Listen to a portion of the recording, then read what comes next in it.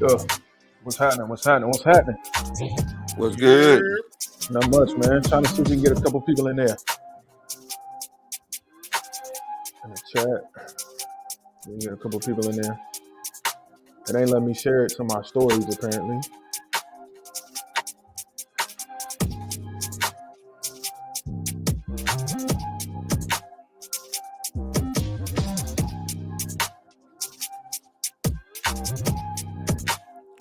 Come on in. Come on in.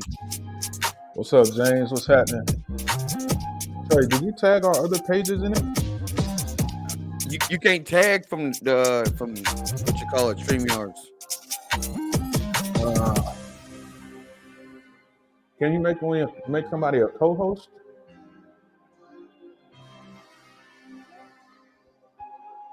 No, you'd have to come in on the back end on the other link. Okay, got you. Never mind. Just trying to see what we can do out here, but it don't matter. How y'all feeling today, fellas? I'm good. Cold but good. Yeah, cold but good, man. Can't complain. Man, it was negative 11 degrees today, and I swear it felt like 20 below, 30 below. Oh, boys. About that time. About that time. Yes, sir. Yes, indeed, man. It's about that time. It's about that time. It's about that time. Welcome everybody in the chat, man. Welcome everybody in the chat. It's your boy, Mr. J Cam, one of your hosts here at New Jack Arches. Got my main man Trey with us tonight up there in South Dakota, representing the cold. How you feeling, Trey? You already said it, man. You already said it, bro. Cold, man. Hey, dude, ain't nothing like this, bro. Like, I've been here 10 years and we ain't never had nothing like this. Like, I went to So y'all got global cooling going on up there, huh? Bro, I went to my storage unit and I grabbed the padlock of my storage unit and I swear it sucked all the heat that was in my hand out. Bro, I was like, you know what? I'm good on it. You seen Sam's Soho story? From wherever he had a pot of hot water, threw it in the air, and it like turned into like almost ice. Turned into ice. Like it was like straight a cloud, like straight crazy. And then we got our other main man, Mr. Courtney Wilson from We Do This Too Outdoors over in Kentucky. How you feeling, bro? I'm good, man. You know, dealing with some family issues right now. I got an uncle in the hospital with stage 4 cancer, man. So if y'all don't care, just keep my family in your thoughts and your prayers, man. Absolutely. For sure, brother. for sure. Absolutely, for sure. Salute to everybody in the chat. I see Peyton, the regular watcher, with us. They already starting the South Dakota Antelope Foundation let's talk about drones. Oh, he already started. He already starting. Incredible Tone. How you doing? What's happening? Tone, big dog. So you know how we do, man. We're gonna kick it off with a little bit of outdoor news for you, and see what we got going on. Trey, you want to kick it off with the news from Wyoming? Oh yeah, let's pop it off. So you know, a couple shows ago we talked about the bill that was being proposed over in Wyoming that would allow landowners to sell their landowner tags or transfer them over to basically the highest bidder, basically. But read an article that says conservation groups and hunters fight off bill that would have let Wyoming landowners sell their big game tags for profit. Now, when I originally covered this, I was against it. I was like, you shouldn't do it. But the more I started to read about it, I'm like, I don't know. I kind of see, I kind of want to side with the landowners. Like, yo, I got all this land. Y'all give me all these damn tags. I'm not going to harvest this many animals. So, like, what would be the big deal if I either sell my tag or transfer my tag over to somebody who can come on my property and hunt? So I kind of side with them, like, no, it's what's wrong with making a little bit of money on the side? Yeah, like we talked about earlier, Trey. It was if you got 10 elk on your property, man, or something like that, 10, 15 elk, you're not gonna kill 15 elk. So no, I don't see the problem with getting a little extra money on the side. Highest bidder is gonna take it, or you might have one of them landowners that comes like give you a little deal on one, but you're gonna make a little extra money selling them tags. I don't see a problem with it. Yeah, especially like if you think about it, you now I know a lot of people wouldn't agree with it, But I'm saying is, if you put like a rule on it, like you can't sell the tag more than what it would cost if they bought it from the state. I can rock with that. Or on top of that, whatever you make, you got to get a state, a certain percent of it. I'm cool with that. That way, everybody get their pockets, greased. I'm cool. I'm cool with that. But I, no, like I said before, I didn't agree with it. But now that I'm going back and reading through it and seeing, like, I think they paid the state like $36 for the landowner tag. If I was a landowner in Wyoming, I'd be willing to even pay a little bit more if you're gonna let me sell it off to If somebody you're else. gonna let me say, absolutely. Yeah. Yeah, I can. Like I said, I can see. I'm open to being on the wrong side of it. I'll let the Wyomings figure that out for themselves. But I'm open to being on the wrong side because I can also see. I can also see an opposing side where you say the landowner doesn't own the animals, right? It's like a public resource, but it's on their property, so it absolutely could be. I'm open to being on the wrong side of it, but for now, it looks like that bill has been tabled. But it's something to keep an eye on moving Oh, forward. Sure. oh yeah. When I read the article, it said that they tabled it, but the person that pushed the bill that was like really driving it said it's something they'll come back to. They'll work out some details and then bring it back on the table. So it's one of those things that I've always heard. It's not a matter of if, it's just a matter of when. It'll eventually get through. Yeah, that's what it sounds like. Because I know that I think other states do it. You can buy landowner tags on Hunt and Fool, if I'm mistaken. I'm not sure what state that is. I can look real quick, but I know it's out there. And like you said, as long as it ain't nothing too crazy, you're not really trying to privatize the resource. I wouldn't really be opposed to it. I think we might have been like you said, on the wrong side of it a little bit at Oh first. yeah. All right, we learn and we grow. See, Well, Will. Oh, what's up? I can say one thing that I don't like about like these bills and stuff is when they're being proposed, they really don't give you all the nuts and bolts of it. They just kind of say, "Oh, this bill is to allow landowners to sell their tag," and they leave it at that. Then once it gets shot down, then all the details start to come out, and they kind of dumb it down. It's like, well, damn, if you would explain it like this from the jump, I Yeah, probably would have been for it. But yeah. A lot there's of that is but true. but but That's there's a true. reason why they write it like that. They always usually something hidden in there that you don't catch until after the fact. You'd be like, Yep. "Oh man, well, how did that get in this bill?" We see it all the time coming out of DC. You got to be careful and make sure you read them things in totality. What they call, don't they call them riders? Yeah, Riders. yeah, Yeah, dude. When I was in high school, I went to this thing called Boy State. It was in the it's in Austin, so they get all like two boys from every high school in the state of Texas, and you all come to Austin, and you basically learn how um bills are passed and all that stuff. So at the end of it, like you have your own city that you're in, so it's a make believe city, and then you can become like the mayor, then you can be like a senator and all that stuff. Well, the last 2 days we had to propose a bill to increase funding for the schools in order to buy new buses, to get new buses for all the schools in Texas. By the time we got to moving and shaking, all the whips got on the floor and all this other stuff. That bill went from a single page bill to a 400-page bill. And by the end of it, only two school buses were actually purchased in the state. And all the other money was going towards different different parts of the state for new water mains and new roads and all this stuff, and then all the money that was allocated was going towards just two school buses. that So it's like you sounds you, right. you got to read them riders, man. It Yeah, you sounds got about right. It sounds about right. Unfortunately, that actually sounds about right. We got an incredible tone in the chat. He says, "Why not let them?" I'm assuming he's saying, "Why not let them sell it?" America is founded upon a free enterprise system. As long as all legalities are enforced, they can propose an outfitter tax on all sold private tags. The state's definitely gonna want to get their cut off of it. And I would, if I had to take a guess, I would say it was some lobbyists on the behalf of the outfitters themselves that was behind the push against this bill. If I had to take a guess, um, that's all we got. But that's where we are with it right now. Like I said, we'll keep an eye on it moving forward. Oh, for sure. Speaking of moving forward, like we said in a little bit in the intro, turkey season right around the corner. See, Will, you just came back from Nashville, man. How was Nashville? You were down there in NWTF. You want to tell us a little bit about it?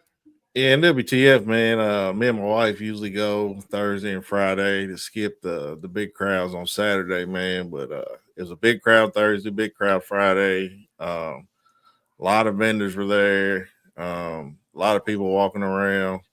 A lot of good people I got to talk to about some different things. There's a lot of new things coming out of the turkey world, man. Some new calls they got coming out. They got some new decoys coming out.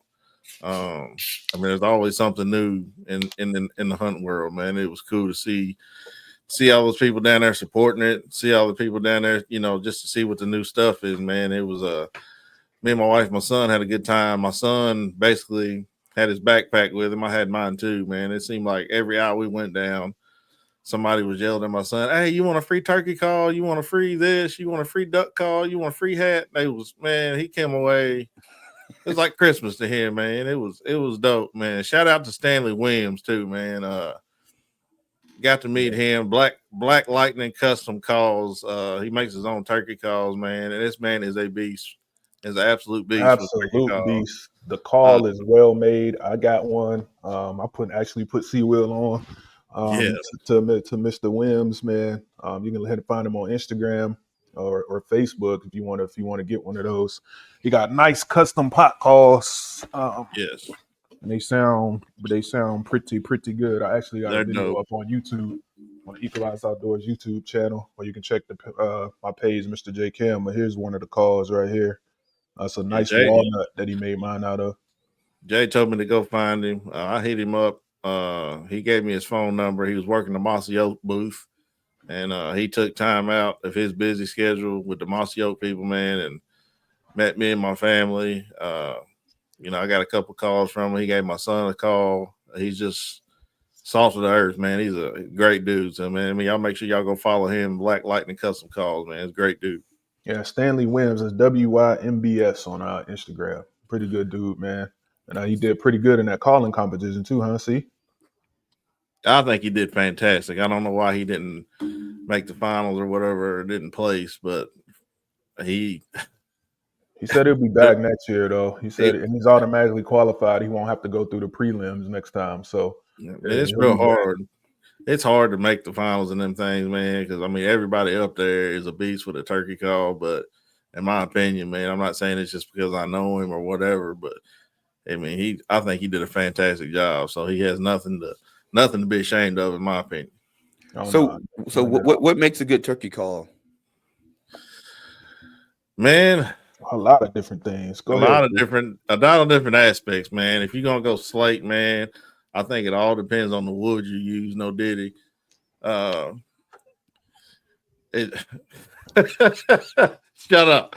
But man, it all depends on the wood you use, man, and how you make it, how it makes everybody has a different ear. That's what I've noticed down there at the calling contest. When you listen to some of these callers, man, they all have a different ear, and they're all using different things. They all have a different ear. So whatever sounds good to you is it might sound different to somebody else. So you basically have to make a call that the judges and everybody's gonna like, pretty much.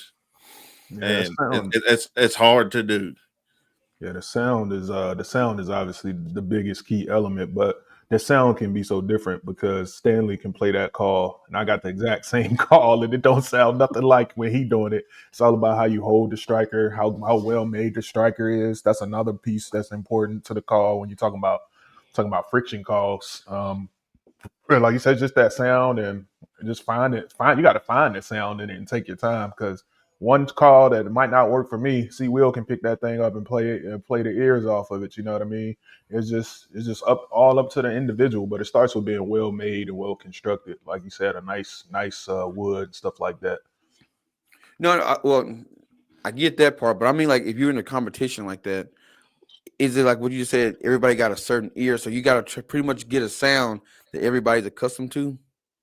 Basically, like Stanley was telling me, I don't know if he wants to be telling this, but he said next year he's going to get a call. He's going to make a call that's a little bit louder, so the people kind of in the back can hear it, because he said the call that he was using he doesn't think was loud enough.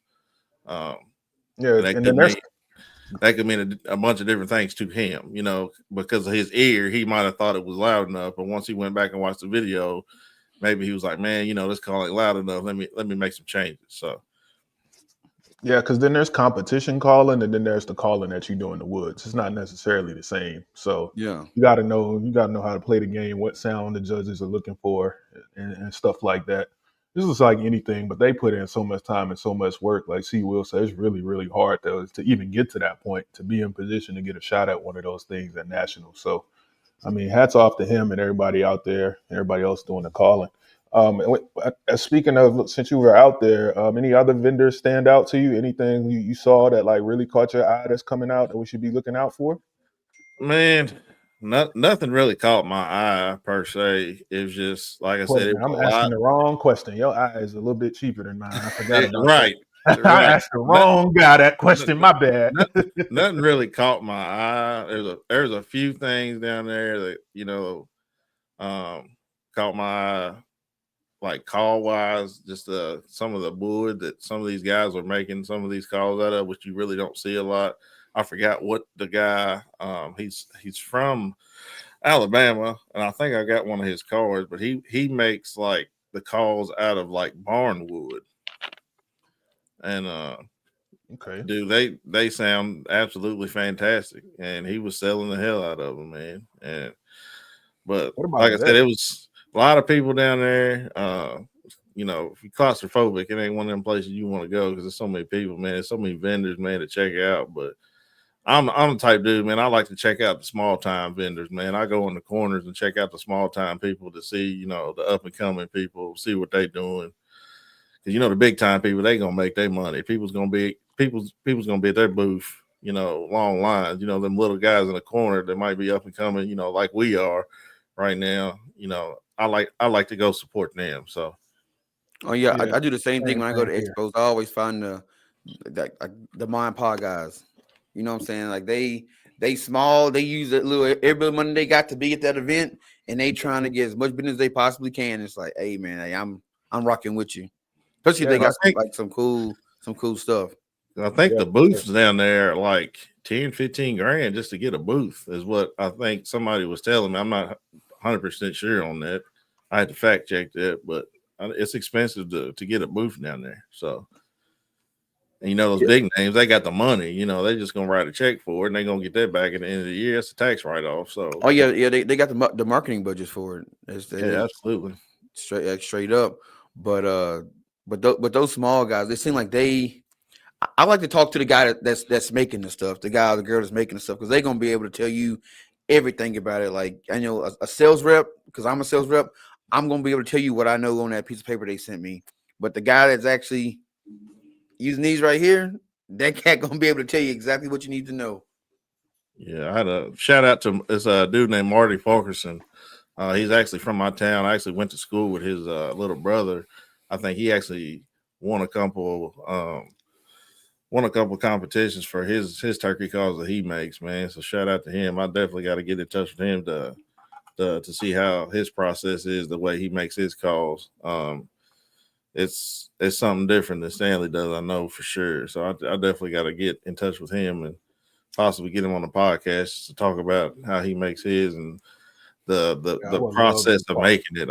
I just want to know the process. I'm like Trey, man. Like I want somebody to be telling me how to make this while he's like standing right beside me. You know, Yep. like hey, do Yeah, this, do that, and then at the end, like oh damn, I done make my own turkey call. You know what yeah, I'd I'm saying? love to get him on and talk to him and have an interview with him and just pick his brain, man. I know he knows he can forget more about this stuff than I'll ever know at this Oh, point. absolutely, Um, So absolutely, so man. but like, looking at speaking of the booth prices though, there's not I see some on here. It's not too bad. We can get some a 10 by 10. It looks like the most expensive one is 1,600 for 2025. But that's not the big like I don't think that's the bigger booths. That's just what I was able to find real quick. So I mean, it's not too bad. We might have to go pull up and set up the New Jack booth next year, because I'm gonna be in Nashville next year. I don't care what day Valentine's Day is next day. Sorry, honey, I love you, but Yeah, I'm gonna be there next hey, sound good. right? year. So like, so do they do like turkey calls competitions all over the country, or is this just at the convention? No, they do them all over. They They have do them like all smaller over. events. It's kind of like smaller circuits, which qualify for regionals. Then you got to do whatever you got to do to qualify for the national events. It's like a Yeah, whole circuit with tiers and all of that stuff. Without getting yeah. too The deep. national event is the ones at the NWTF. I'm pretty sure those are like the national, and the Yeah, world calling competition. Like you got to win so many in different places to qualify for that. And that's yeah. when the big boys get on stage. Is in Nashville. So What you get? I think you like what 100,000, something like that. I don't know the actual prize for it because I'm not a competition caller, nowhere near that good. I don't know the prizes, but I know it come with a lot of like opportunities and stuff. You I know pretty much the I more know you you get some win, the bread. I quicker know it- that. I be Yeah, get the calling. I be in the mix, baby. Yeah, I can't remember. It's 25, 100,000. I can't remember. I mean the number, but I know you get some bread, and you got sponsors down there. It's probably gonna pick you up, and it's a big thing to win because you're gonna have a lot of sponsors coming at you. You know, Man, I know yeah, one thing. it's a big When I thing. go to Opportunity. expos, I hear them guys on duck calls, that shit be getting on my nerves, bro. It's like I love it. I love it. What? No, we got to get him out of oh, here, man. bro. All right, No, all right. that shit is like Enough. I get it. You tested the duck calls up, but man, these cats be going at it. You walk by, they all in your ear and shit. I'm like, gosh, dog, Tell man. me you don't Look, waterfowl hunt without telling me you don't I waterfowl. waterfowl well, hunt. I got a lanyard full of duck calls. you probably can't blow them though. You probably just got them Shit, for show. shit. I can blow them jokers. I No, but when you walk into the NWTF, you gonna hear mostly turkey calls, but you gonna hear some duck calls too. There's everybody R&T's down there. You got a lot of duck calling people down there too, but it's mostly for turkey. But you gonna hear, Fox Pro was down there. They was blasting off that coyote because them electronic predator calls they sell. Man, you gonna hear a little bit of everything down there. Yeah, that's a big part them of Fox turkey Pros hunting, is man. dope. Predator management has been on the rise lately with the predation and trying to get more poults and get more turkeys out there. So everybody's trapping. Everybody's doing what they can on their property. So that's a good thing to see. I like seeing that. They had the dog proof traps out there. I know. So you can get them coyotes. And if you got predators on your property, man, do us a favor. Get some of them nest predators up out of here. Do what you can to help us out because more turkeys is always going to be a good thing. And the season is just right around the corner. We're really in the full swing of it now, man. Yeah, Oh yeah, You got the bounties around here used to be nuts. Now it's not as they don't pay as good no more, but people still be out knocking them out. Yeah, I it's think fun. that's what Man. happened with trapping was the fur prices went down. Pelts used to be worth something, then it Yeah. went to nothing, and they pretty much stopped trapping, and then you started seeing less turkeys. I don't think that's an accidental thing, but there's scientists and doctors out there like Mike Chamberlain at the University of Georgia that are way more educated on this than me. You can check out I think it's the Turkey Science podcast if you want to get into all that type of stuff. They got all the details on that. But you got We, anything else from? Shit, you I got to know. think about it too. My bad, Trey. Go ahead. No, I'm saying I think about a couple years ago there was some guy here in South Dakota. He ain't from here, but he will set up shop. He was paying like $75, $80 for coyote pelts, and boy, Cass was out knocking them down, man, to get that $80. Like it Yeah. was, but he ain't been around since, so it's kind of back to like Well, you got to 25, think too, $30. back in the cowboy days, man. You know what I'm saying? Like people made good money trapping beavers and killing cows and killing buffalo. Taking their fur and selling them, man. It was a way of life back then. And Yeah, for sure, for sure. Times have changed a now, little bit. people just basically do it for sport. A lot of it, some people do have some big coyote problems and whatever on their property, and cattle and whatever. But for the most part, I feel like it's a sport. I mean, You go out the there. hardcore turkey hunters, though, like if you listen to the turkey podcast circuit, they are trapping, they getting back at it because Yeah, you once got to. correlated the predation with nest survival and all that good stuff and the effect on the poults, man. So you got to do it. And so, excuse me, the more you trap, the more success you're likely to have. Hey, but Squirrel in the chat, Critter Getter, what's happening, my boy? What's up, Cam? He said, fellas, what's good? Shout out to y'all. We appreciate y'all being here. For But sure. see, Will, you said something a minute ago about checking out the small vendors and things of that nature. So it brings me into the next part here. Do a little bit of housekeeping in here. I want to let the audience know. We're going to give a shout out to our guy Ullers Archery over there. The promo code NewJack is live as of today. You can save 15% on your order. Dustin looks out for us. He's a big supporter of us and what we do over here. So if you need some archery equipment, give him a shout.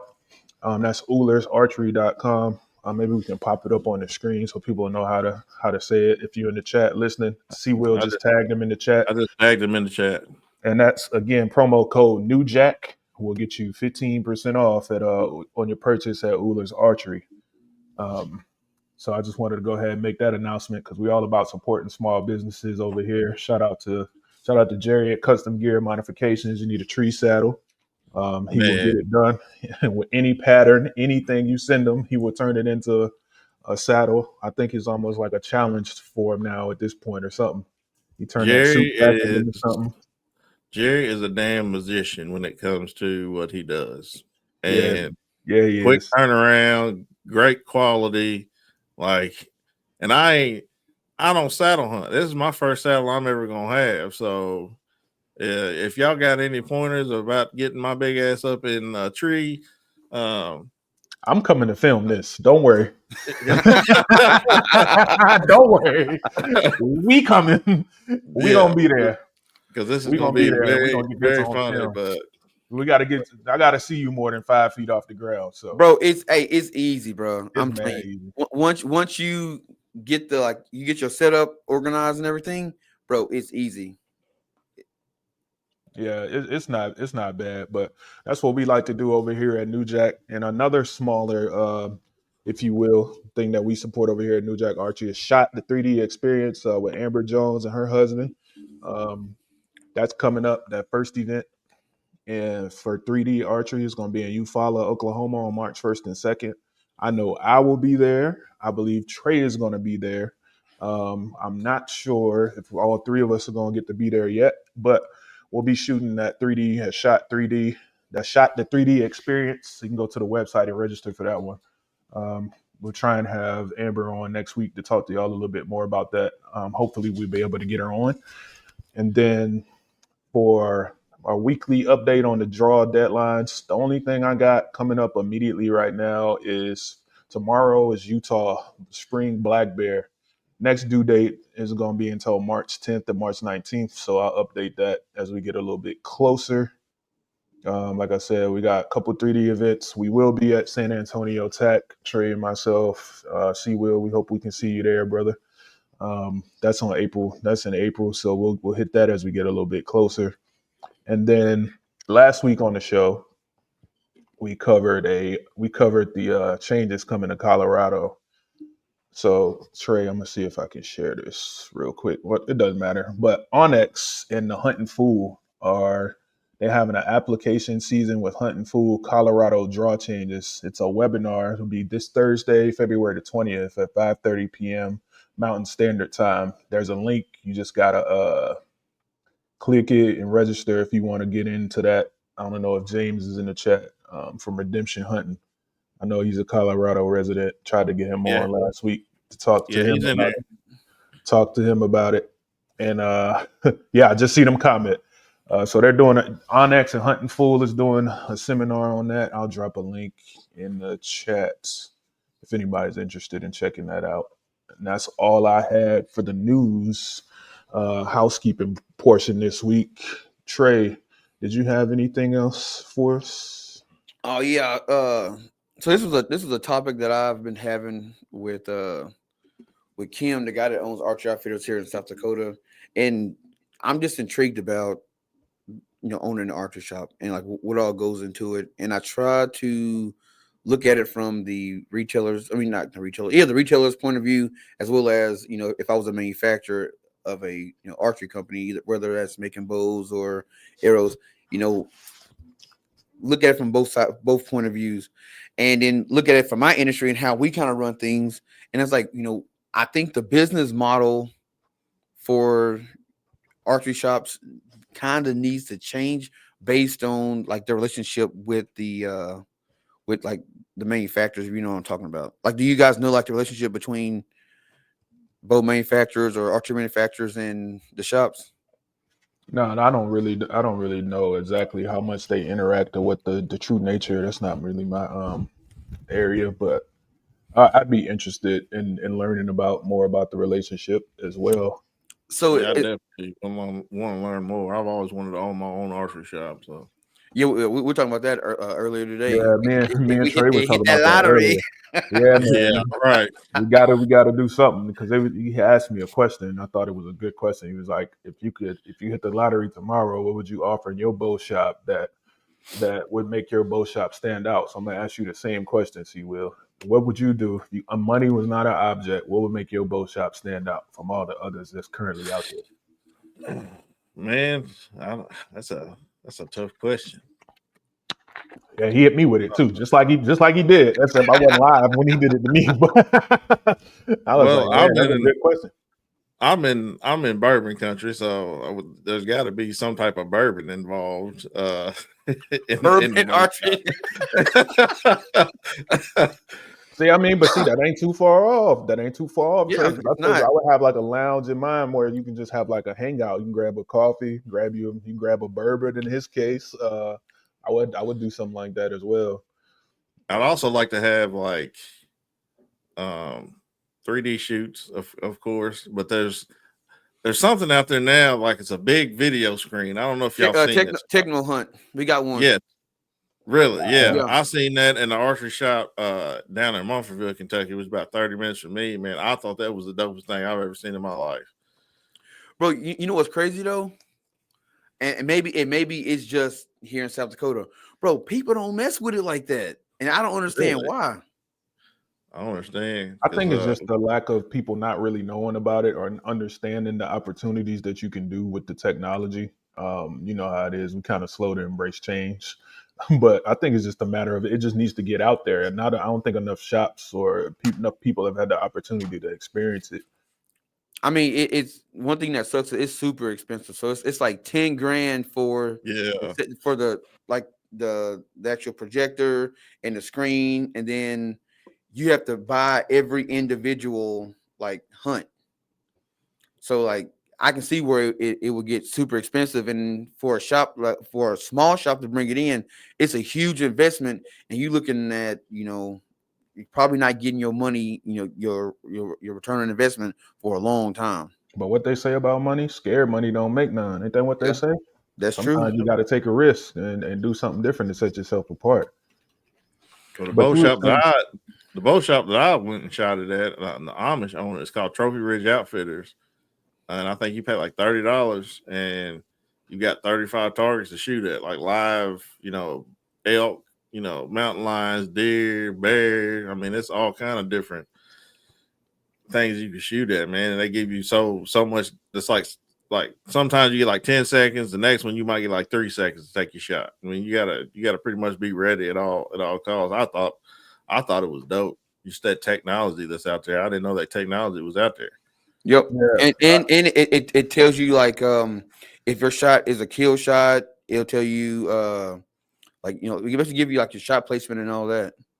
Yeah, yeah. it gives you like a score. The first time I experienced something like that, man, it was actually at a rifle range indoors, but it put up all type of different scenarios, like a hostage rescue. You had to make your way like through a virtual cruise ship or whatever, and not kill the hostage, man. It was so dope. So it was good to see it cross over into the archery world, man. Yeah, you want to talk about some simulation and some practice, because like you said, with the varying times, like that'll do it. That'll get it pumping for you for real. So Oh yeah, check I and know. A couple. Well, this last year I was talking to Julie McQueen. She's president of Carbon TV, and I was asking her like, this is when I was on my big AI kick in VR, and I'm like, how could we integrate that into hunting when it comes to like training and stuff like that? And she was like, look, there's people out there that's trying to do it. It's just they're having a hard time with the technology and actually getting people interested in it. But just imagine, you know, season ends, all right, and you missed a buck of your lifetime. You missed a shot, and then you can go to your hunting simulator VR and give it. Oh my gosh, bro! And you can go to your hunting simulator AI thing, and you basically break down the hunt, and then it boom gives you that sets up the whole setup again, and you get to replay that whole hunt. Like that'd be dope, just to practice in your house with, or be able to go somewhere and do that. Yeah, you're gonna have to go somewhere. I don't know about practicing in the house. Like I would have to move out. I don't think that's not going down in the house. Absolutely not, man. Been shot through a window or a wall or something. No. You don't actually have to shoot nothing. It's like you have like. Oh, you're talking about that one. I'm talking about the ones where you actually let the arrow go. Oh no, you're talking about No. like techno hunt. Yeah, you have to go somewhere else. Yeah. You got it in your garage. I know guys that got one in their garage. How big is your garage? Like It ain't gotta be that big. All you need it is don't because it's simulated. That's true. it's just a projector screen. That's it. True. And then you got to put the little it's got a little tip on it, and that's another thing that people that scares people off is you got to change that tip, and that tip don't fly like your field points, and it don't fly like your broadheads. So you basically got to like reset up your bow to shoot. So it's some room to improve their technology, but it's new. Yeah. It's just like everything else. Just like you remember how much like when the flat screen TVs first came out, how Yep. much they used to cost. Now look at how much you can get a flat screen TV for basically nothing. And if you see Will, you definitely getting them from nothing because you're just gonna walk in there, strong arm them, and walk up out with it, drop off a sack of beans or something, and walk out with a 75-inch TV. But everybody ain't got it like you got it over there in Kentucky. Don't worry about how I got it. I'm still waiting on my PS5, by the way. But I'm looking at the Techno Hunt website. It ain't up no more. So I wonder if they even in business still. I say somebody bought them out. Because like when I typed in Techno Hunt, you go to the website, it's down, but then you go to Google, people have them for sale, but the actual company is not in existence anymore. So I say somebody bought them out and is going to upgrade that technology. It's probably what's going to happen. Like it's summer, you're going to see something just crazy, or next 2 summers. Yeah, I see. Because I see there's still some out there, but I believe Techno Hunt is. Did they sell? But no, I don't know. I don't know what the actual website. I don't know what's going on with that, but the technology is out there. Something to keep an eye on if you're interested in. Talk to your local bow shops around the area. Just another way to practice. Like I said, it's dope. It's a dope thing. Like we used to have, like, people have birthday parties and they have the kids out there shooting it. The kids love it. Something about the adults, they don't rock with it like that. I don't know. I spent hours on it. I don't really see any drawbacks to it. For real. That one's a bit mysterious to me, but you know how people are. You know how people get. So yeah. But going back to what I was saying is my argument with Kim was I was like, dude, as a pro shop, you guys have to basically give these manufacturers a reason to be in your store, and they got to give you a reason to be in your store. And he was definitely a symbiotic relationship. Yeah, exactly. So I was telling him, like, you guys got to adapt like a contract-based space allocation, model.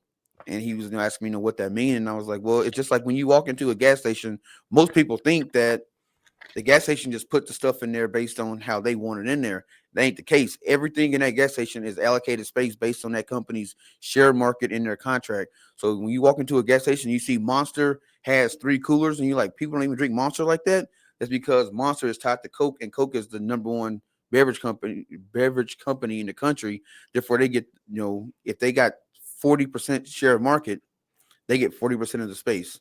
So regardless of how, you might not even sell a lot of Coke, but if you want a Coke contract, they get that kind of money. And based on having that space, the company pays the stores that have that space. So it's like in an archery shop, you can do the same thing. Hey, Matthews, if you're number 1, you get number 1 position in my store. And then based on that, Matthews rewards the store for allowing them to be in number 1 position. Yeah. And by doing that, it helps the store realize I don't have to carry all this shit. I can just carry the ones that give me the best contract, and they get the most space. And then what end up happening is you have these companies, they'll start merging together.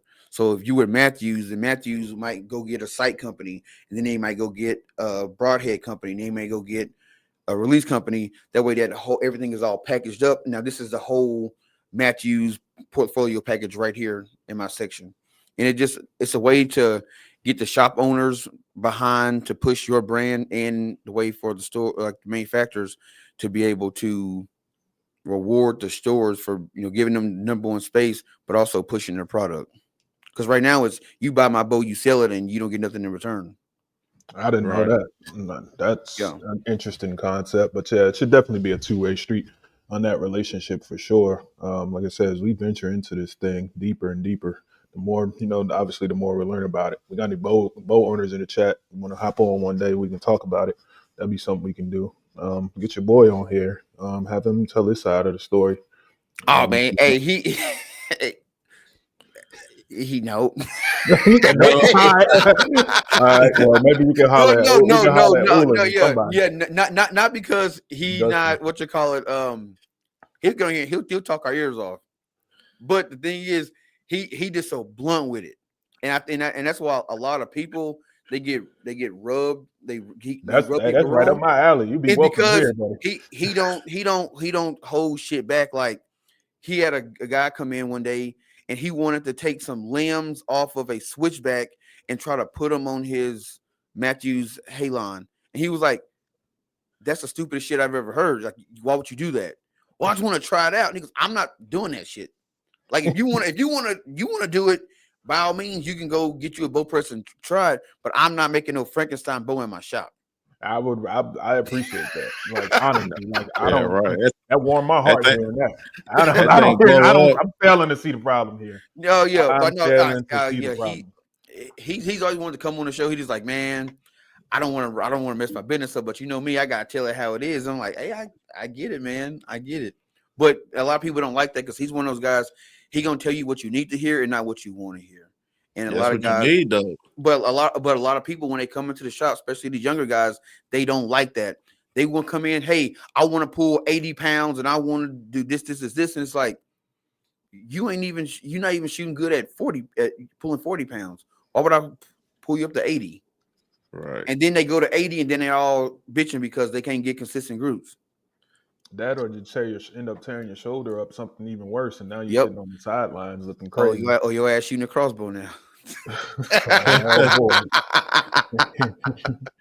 Oh man, I don't think people realize how hard 80 pounds is to pull back, especially you've been sitting in your blind all day or you're staying, it's cold, and that deer does come, and you just been sitting there and all your muscles and shit's locked up. Like that 80 turns into a 280. All the old school hunters will be laughing at that. Like they ain't have no let off, none of that. Well, once you get it started, it really ain't too bad these days. Like, cause you only holding like 20 or 15% of that. But is it an ego thing? I don't know. I can't say what it is. Cause dude, is there a physics reason that somebody needs an 80-pound bow? I can't think of one. Are they any more dead from a 70-pound bow versus my 80-pound bow? There's women that successfully kill big animals and knock them down with less poundage than that. So, I mean, because I see guys come in the shop and like the first thing they want to do is I want to turn my bow to 80, and it's like, well, why? Because Cam Haynes told them that's the manly thing to do. That's why. That's what I'm saying. That's why. It's an ego thing, and I don't get it because even like I just bullshit with people a lot of times. They're like, "Hey man, you a big dude. How much you pulling?" I'm like, "Shit, I'm pulling 85." 85. Damn. Bro, I'm pulling 55 pounds. My bow is 55 pounds, but you're not gonna know. You're not gonna know. Is the animal any more dead or less dead? As long as you're getting penetration and you making ethical shots, like I don't really think it matters. Shoot what you want to shoot. I'm not gonna shame you.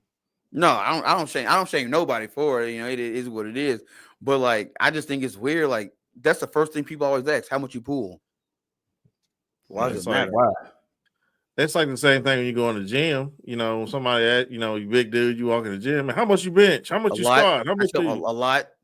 I feel like that's on brand for the gym though. Like, that's just gym conversation like that. That's on brand. It's like the same thing in archery. You gonna have them guys that come in there. Like I said, I think I'm with Trey. It's ego, man. Like you sitting around a hunting camp or whatever, drinking a couple of beers, and he pulls back 55 pounds. I'm pulling back 80. Like remember my first beer it's and all men, that. dog. Like everything is a DMC, and I'm gonna let y'all use y'all imagination. You know what that stands for if you can Already. put it together. Everything is a DMC, man. Like, and it's real unnecessary, but it is what it is. It's been like Everything's a that, and it's gonna competition. be like that. Everything's a competition in the man's world, man. Everything. It's gonna be like that, like until the end of time. But speaking of gym, man, how y'all off season program going, man? What's going on? What's ain't. going on? It's not. He said it's not. It's not. It's not at all. Like I'm not until I get everything right here done and settled. Then I'll start. Yeah, I know you got a lot. I know you got a lot going on. Yeah, so I'm right waiting now to get behind the scenes. everything set up. Like dude, I walk by the sauna, walk by the ice tub. I'm like, bro, I gotta get back in this shit, bro. I gotta get back in this That shit. ice is a game changer, bro. I got the Booby Miles motto. This is God given. The only thing I gotta do is show up. Tyler, what's up, dog? He said he getting his plates for the home chat. Critter getter, squirrel. Yeah, I see your question. I'm gonna get to that later. I see your question. I'm gonna get back to that. And then we got Target's reference point. Thank you for joining. Says I've killed my elk with 63 pounds. It's about accurate shot placement. Bingo. That's the name of the game right there. That's the name of the game. Good, clean, ethical shots, sharp broadheads, penetration. Whatever poundage you get it done, that's where you get it done at. I'm just saying this.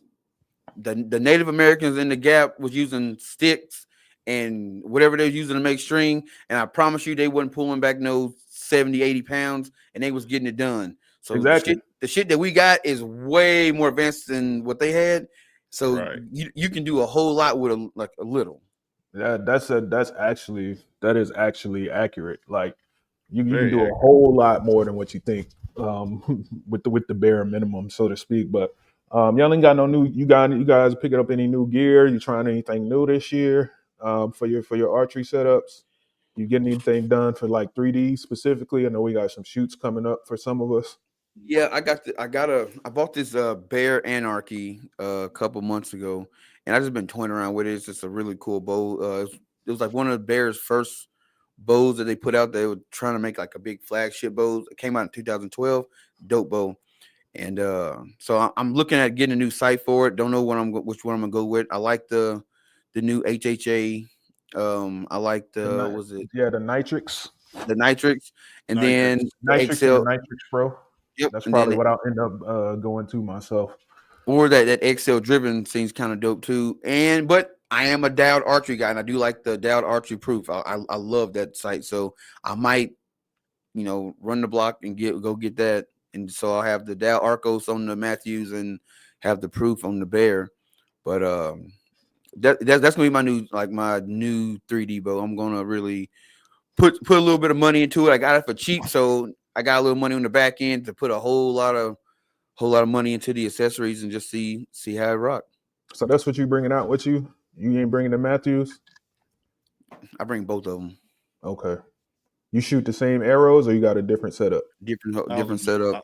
I was about to ask that question to everybody in the chat. 3D season's about to, it's live. I think Foley, Alabama's coming up pretty soon for the ASA circuit. I think it's actually this weekend, might be next weekend. But do y'all change y'all's arrows? I know me personally, if I'm shooting 3D, I'm changing my arrows to a bigger diameter versus my hunting arrows.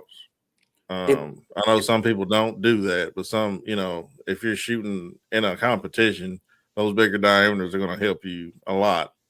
I feel like based on your standard diameter hunting arrows. What do y'all think about that? Yeah, I mean, when I haven't shot a 3D competition, but I did shoot like a regular Vegas shoot, and I went to the Eastern Fat Boys. I don't know if you ever shot those, and all you gotta do is be close to the X, and you're gonna crack that line. Because I mean, I don't know the exact diameter of the Fat Boys, but Fat Boys are either 23 or 24. They might be 25s. I'm not sure. I want to say 25. Because I know I was shooting when I was shooting 3D, I was shooting the Gold Tip X cutters, and they were 23 diameter. And all the 9 millimeters are I'm not 9 millimeters, but the Fat Boys are 9.3 millimeters. Yeah, 9.3 millimeters. So that is I a think it. pretty stout I know, arrow. I know some people that use just their regular hunting arrows. I know some people change and switch all their gear to a longer stabilizer. 30-inch, 26, whatever, and then they pretty much just change their bow for hunting season. They put their their standard 12 or 15 back on the front, 12 on the back, or whatever, and go back to the hunting arrows. I didn't know. I don't change nothing. I keep that 12 on the front. I shoot the same arrow because for me, it's about just getting in reps with what I'm actually going to be using. So that's my Right. philosophy. I don't change anything. I don't set up anything. But if I'm going to make a change, that's when I'm going to do it. If I need to add weight to my bar up front, if I want to put the back bar back on or get a new sight or whatever, that's the time to do it. It's kind of like the proving grounds, if you will, to test the gear out with little to no consequences, like we talked about on the show a couple weeks ago. But I don't change anything. An arrow shooter in the Instagram chat says shoot the same arrow for everything, and he's shooting victory, RIP, TKOs. So I Good don't know what arrows. everyone else is doing, but yeah, it's not a bad choice. I think the three of us, well, at least two of us, will be shooting the same arrow here shortly. I'm waiting to get those in so I can get my first shots in with those with the arrows from Ullers. Man, I was cleaning out my garage, bro, and dude, I found 4 dozen arrows, all four different four different sets that I've never shot. Never shot. I'm like, where the hell these come from? Never Yep. shot them. Be And like that. I'm like, damn. But then I remembered these. That's when I was going through my whole testing everything out. Just like by probably once a month, I'd go and all right, let me try these. Let me try these. Let me try these. And then I just never. I'm sure I shot them once or twice, but never. James They're brand new. James says TKO is a solid arrow. Ran those for a couple years, but he said he just built a dozen ultra arrows. He's never shot 3D, but will use the same as what I hunt with. Come on out and join us at one of these events next year. I don't know where you are this year. I don't know where you are in the country, but probably too late for Total Archery Challenge. But we got some other opportunities. Come on out, bring your bow and have a good time.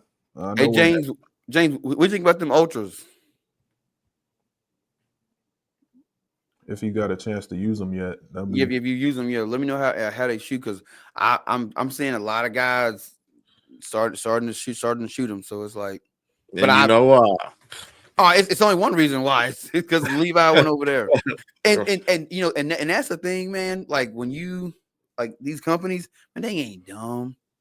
They know, hey, we can throw the bag at somebody big, and our sales gonna go up. It may not go up, you know. We might not grab all the market share, but we gonna get it. We're gonna get a he big bump says in sales. he says the jury's still out on that one. Uh-oh, that sound like I know what that sound like. The jury out because you used them or you just don't want to say. Okay. He says he followed up. I'm not sure yet. So that tell me everything I need to know right there. I don't care what. No, I'm not gonna say that, but that tell me everything I need to know. If he shot him and you ain't feeling it, you don't love it. I know what that means. Like, I don't know. Nah, let me not speak for James. I'm just clowning. You know how we do. We like to have a little fun over here on New Jack. But yeah, I'll be shooting. Like I said, I'll be shooting the new arrows. Waiting. We got about 2 weeks out. That's it. About 2 weeks out, man. It ain't So even. It's next weekend. 2 weeks. it's two It's not weeks. 2 weeks. It's 2 Saturdays from now. Yeah, 2 Saturdays. So yeah, next weekend. You are absolutely correct. I guess if you don't Man, look at it like. the time is coming. The time is really going fast. We almost at the end of February already. Yeah, that's crazy. Short month though. Hey, Like I you said, know, but hey, it is a going back short to month. what we were just talking about, why I know that like brand endorsements is like a big thing in every industry, but it seems like in the archery industry, like people are quick to drop a brand and go somewhere else before they even know what the product gonna be like, based on who's shooting it. Why is that?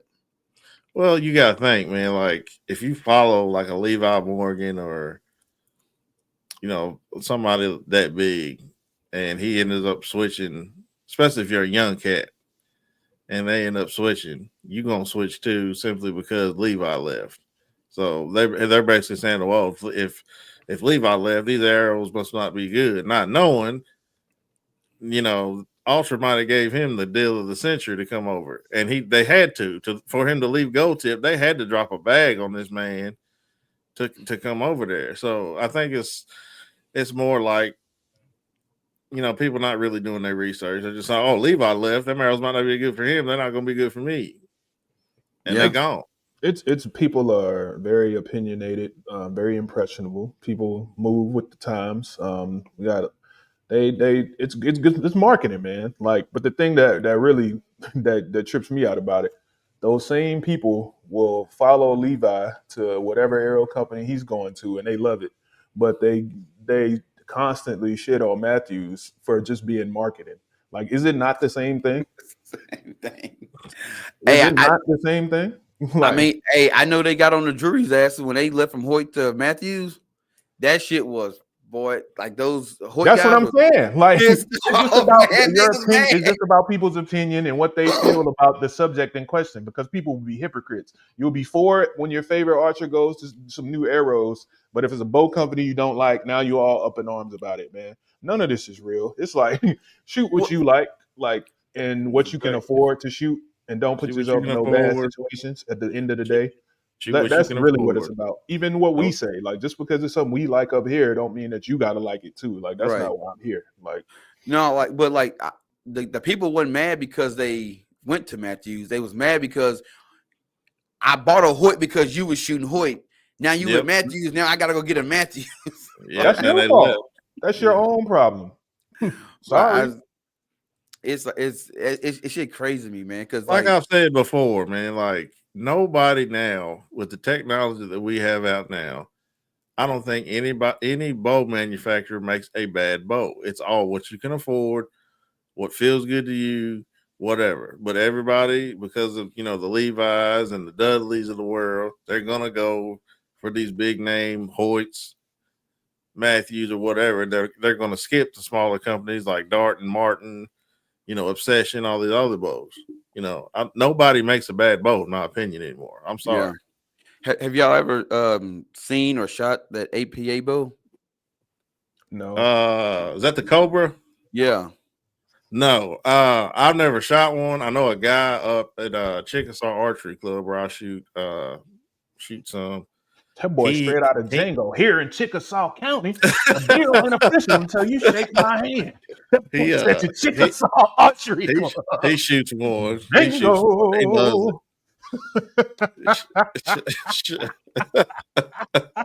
that boy is country for real. The J is silent, hillbilly.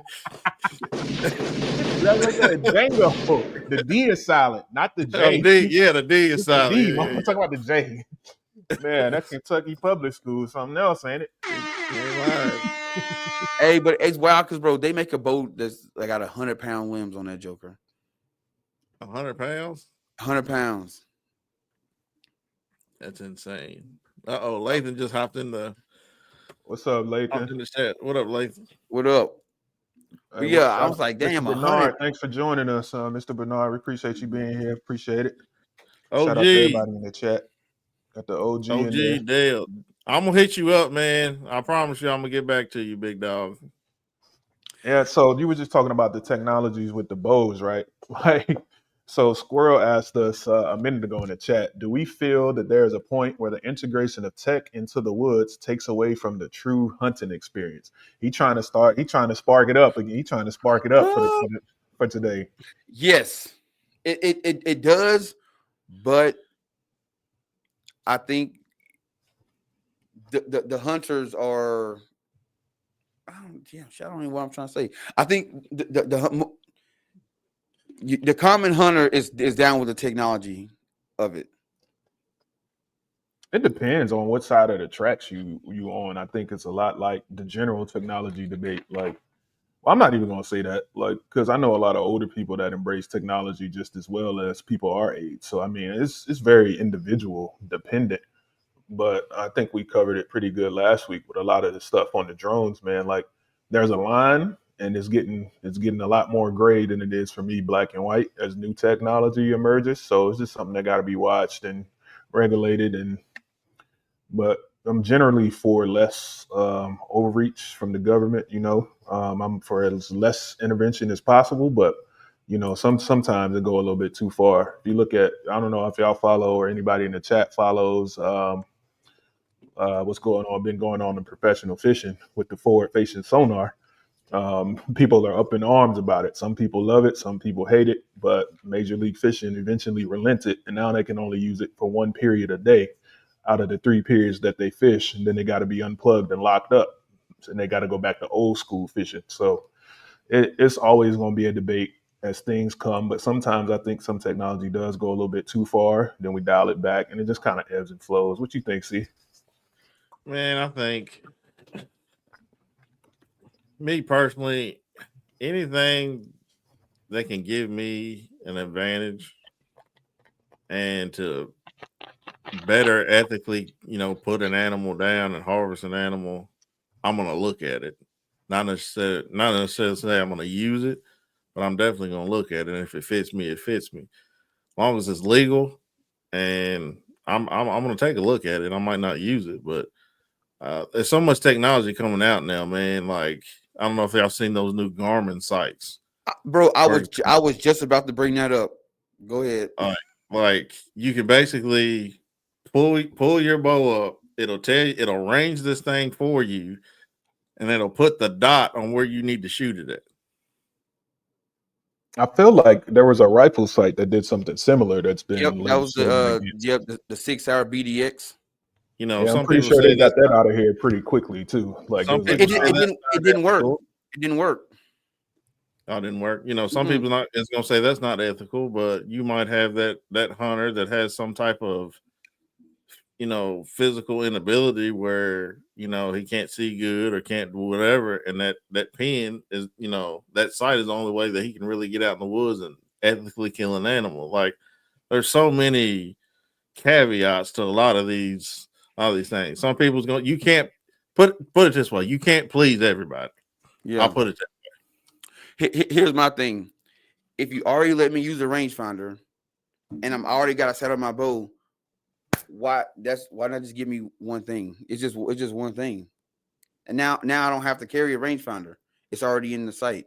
it's already in the site. The only downside to that is if you ever use one, if it's cold, you done, because that battery gonna die real quick, and now you don't have that dot. Now you just got a piece of glass up there. So there's a downside to it. I mean, like it doesn't have a backup pin in it. Let me look. Nope. I don't think it. I'm pretty sure it's just that glass. Then I would venture to say that the battery life is not a problem for that site. Then No, it dies quick in the cold, real quick. I'm sure it's probably some sort of like wake, up to 1 year of battery life. No, So I'm not saying that the battery life is gonna stop working like forever, but when it gets cold, his website it's right now, that it's guaranteed 1 year of battery life. So battery life won't be an issue, cold or no, not. no. It goes out in the cold. I'm telling, like, I know people that use it. Like, when it's cold, it go out, and then when it warm back up, boom, it cut back on. But when it's cold, the battery go out. Yeah, I got a homie that uses one. He's got one of the older ones. He doesn't have the upgraded one, but he's got a battery pack with a cord attached to his bow where he can keep it plugged in while he's hunting, because he said the battery life on those things are awful, especially the old. I don't know about the newer ones, but And if you forget to charge that joker too, yeah, it's a wrap. Yeah, this one is says it runs off AAA batteries and looks to have some accessories on there to do exactly what you were saying, that you can just plug it in with a little charger. But yeah, for me, I'm cool with the site range finding. I just personally would just rather keep my rangefinder. I don't want to have to pick my bow up every single time to range something. But the part that I don't like about that particular site, don't put the dot and tell me where to aim. Like, I feel like you should be able to work that part out on your own. If you want to range it, that's fine. But that's a little bit that will be a little step too far for me personally. We'll see. But shoot what you want. If it's legal, like you said, do it. Just because I don't do it, don't mean that you can't, or I'm judging you because you do something that I don't. Everybody's entitled. That's what makes this thing so unique. It's almost like art. It's subjective. As long as we keep it legal, I'm cool. oh yeah. And then one of the things with it is you got to plug so much shit in. You got to plug in the weight of your arrow, broadhead, length of your arrow, draw weight. We got a comment from Arrow Shooter here. Garmin sites are already not allowed in some states. Yeah, in So South Dakota, you can't use them. the regulations have already started against it. So it seems that the lawmakers might agree with me on that one as well. But I don't see the point of it, like you said, Trey. If you can range find, I just don't like the assist to aiming. But if you can range find already, what's the deal with your site being able to do so? Yeah, in South Dakota, they just put one law in place. You cannot have any kind of electronics on your boat when they boom that wipe out anything. You can't even have the little light on the top of your Site housing. sight housing. Nope, none of that shit. So you can't use the UV. The ultra view stuff you can't use unless you take the battery out of it. Yeah. Cause like I have like on my dial site, I have a light on the top, and dude, when it's got 4 settings on that 4th setting, bro, it light that joker up. I'm talking about bright, and I have to pop it off and use just the regular one. You move and the sun hits the fibers, and you good to go. Well, I mean, it is what it is. But technology, whether we like it or not, whether how you feel about it, it's coming. It's here to stay, and It's here to stay. it ain't really going nowhere. Um, but I mean, I just don't know what kind of tech they could add in a bow. Somebody come up with apparently something. has a light delete cartridge. Jonathan 35 said it has a light delete cartridge that will make that site legal. Thanks for joining us as well. Appreciate y'all being here with us. Shout out to everybody in the chat. Especially Like, the people that rock with us every week, man. We appreciate y'all. have y'all ever used like that Matthews grip, the one what's it called, the AccuShot? You know I ain't used it.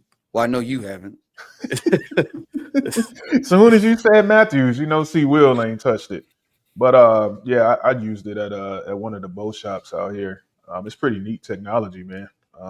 Tell you what, it's a good training device. I don't really see no issues with that. Yeah. Is that what it's for? Is it for training device? It ain't for like out It's in the supposed to field? be like, yeah, to give you feedback on like what you're doing, like with your shots and stuff like that. Like I didn't think it was an actual hunting thing, but I could be wrong on that. Let me double check that before What's it do? What'd you say? It goes in your grip, and I guess you would link it to your iPad or something. It's And shot sense is what you're talking about. Matthew Yeah. shot sense. And it tells you if you're like torquing the bow or whatever. It gives you like feedback, I guess. Yeah. From Matthews, it integrates into the grip of your bow. The shot sense module will track and record your shot analytics, providing advanced feedback in real time through the Matthews shot sense. So it's an app on your phone. And it just gives you like analytics on your shots and what you're doing. But I mean, I guess you could use it in the field, but like it doesn't really provide like much of an advantage. Like I don't think it's too different than using like a target at a gun range that tells you if you jerk the trigger or you break in. It's just electronic and not paper. It tells you like how to adjust your grip on the pistol. I don't really see no harm, no foul there. And I'm not just saying that because it's Matthews. Squirrel said, in the rifle world with ballistic app integrated sight is becoming insane. I know the archery world are seeing these advancements. I appreciate the insights. Yeah, no problem, man. You know, it's like I said, it's coming. Ain't nothing we can do about it. But oh no, it's coming. The train is moving. Yeah. it is definite. It's definitely definitely the train is moving. And so speaking of the train moving, I think C Will, you got something from Wisconsin or something like that you wanted to get into, or you had about these stands in public lands for our little debate segment for tonight. I basically had a buddy of mine from Wisconsin. He's from Kentucky originally, but he lives in Wisconsin now. Sent me a text message about public land and keeping stands overnight. So I guess in Wisconsin, if you were hunting public land and you put a stand up, you had to take it down and take it with you. But now you're able to keep those stands and blinds up overnight. And supposedly there's a lot of people up in arms about that. So I just wanted to know everybody's opinions on that, because I know here in public land in Kentucky, you got to tag everything. You got to put your name, your address, your phone number, and everything like that. You can keep it there. But if somebody beats you to that stand, even though it is yours, you can't hunt that stand, even though it's yours. They beat you to it, they get to hunt it. So I just want to know everybody's opinions on that. I mean, I'm down for it, but I've also lived in a state where you can leave your stand. You can leave your stand up from April 1st to January to end of January, and you got to take it out. But I'm down for it. Only thing I don't like is a lot of times, and it happens here in South Dakota, people end up leaving their stands out all year long, and that's just because our game wardens, we don't have enough of them that they're not going to walk into every single public land spot, walk 10, 15 miles in to dig out stands. They're just not. So they end up being in there. And I was telling Jay this morning, there's some spots where I hunt where the tree stand's been there so long, they have grown into the tree. Yeah. Like those jokers are in there. So like I'm a fan of it. Just if the rule says have them out by a certain date, have them out by a certain date. Right. Yeah, like here in Texas, you can leave them in place, but it can't be for more than 72 hours. And you can't attach them using nails, spikes, screws, or bolts, anything that's metal like that. So, got to use tethers and stuff like that, but you can't leave it more than 72 hours here. Yeah, because I don't public hunt a lot, but when I do, that's like a big thing, especially in the duck world. If you get to a duck line before somebody else, you can hunt that without, before they get there. So I didn't know how, public land. I would have a problem if I got there late or something though, and somebody sitting in my tree stand that I put up there. But I guess that that's public land. That's the rules, and that is how it is. But you should have got up earlier and got out there. You know what I'm saying? But yeah, I know a lot of people get pissed off about it because like you have those guys that they get out early and they study Onyx, they all this stuff, and they put they stand in some of the best spots. Like here in South Dakota, our DNR, they'll plant food plots and stuff on our public lands. You get a good spot over a cornfield or a soybean plot. You in there. You got a prime spot. So right. I can see when people get pissed off, like, oh man, like it's not fair. You can leave your stand out there because if you work a lot and you don't get a chance to get out, but once or twice a week, you got that one cat who he might work from home and he might be able to dip out whenever he need to, and he got 4 or 5 stands in the best spots on the property. Right. Yeah, I'm just not. Like I said, that whole. I understand the game is the game and that's the rules, but that whole like you can hunt my tree stand part, like that's some bullshit. That's some bullshit. A little crazy to me. Like it is, but what you mean, bro? Like I did the work.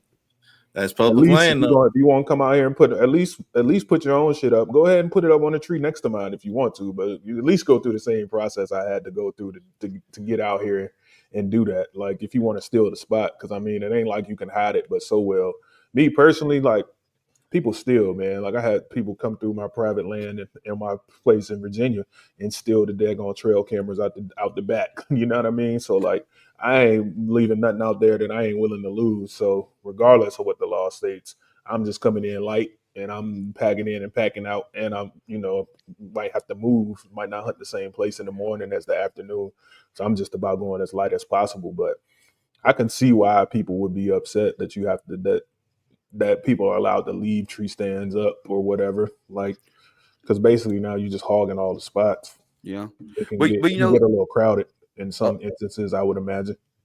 A lot of that comes with like culture. So like here, I can have a tree stand up, and if I'm not out there, somebody can get in there and hunt it. It is what it is. But like here, people will look at your tag and they'll call you, "Hey man, my name is such and such. I'm hunting down by this spot. I came across your tree stand. Are you gonna be hunting today?" "Nah, bro, I'm out of town." "Well, cool. You mind if I hunt it?" "No, just leave it like you found it." "All right, cool." And boom, that's it. I mean, I've called guys before. "Hey man, I'm out here hunting. Are you coming in today?" "No." "Well, you mind if I hunt your stand?" "Nope. Leave it like you found it." And I thought it's weird because everybody say the same shit. Leave it like you found it. Hey, bro, I got you. Hey, hold on, man. Hold on real quick. Hey, Whitetail Advantage. You had a chance to talk to my mans about that yesterday and didn't take the conversation seriously. We ain't said nothing about that. That ain't what we here talking about tonight. You can go ahead and take that conversation elsewhere. If you want to have a real conversation about it, holler at us. And that's pretty much all I got to say about that subject, my man. Moving on. I say what now? I in the comment talking about we didn't get to be in depth last night, but what about race and hunting thoughts? Ain't nobody on here race baiting. And I'm gonna tell you, you said on your show everybody's all Americans, this, that, and the third.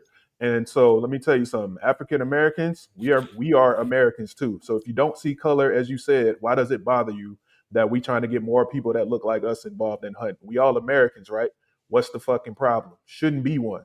Like I said, if you want to have a real conversation about it, like grown men, we can do that. But we ain't coming on here and we ain't doing no race baiting. That's not what we here for, brother. We trying to expand opportunities and to show people that the outdoors are for everyone. And representation matters, contrary to what you may or may not believe. That's all I'm going to say about the topic, and we're going to move on. Like I said, holler at us online. Have a nice evening, sir.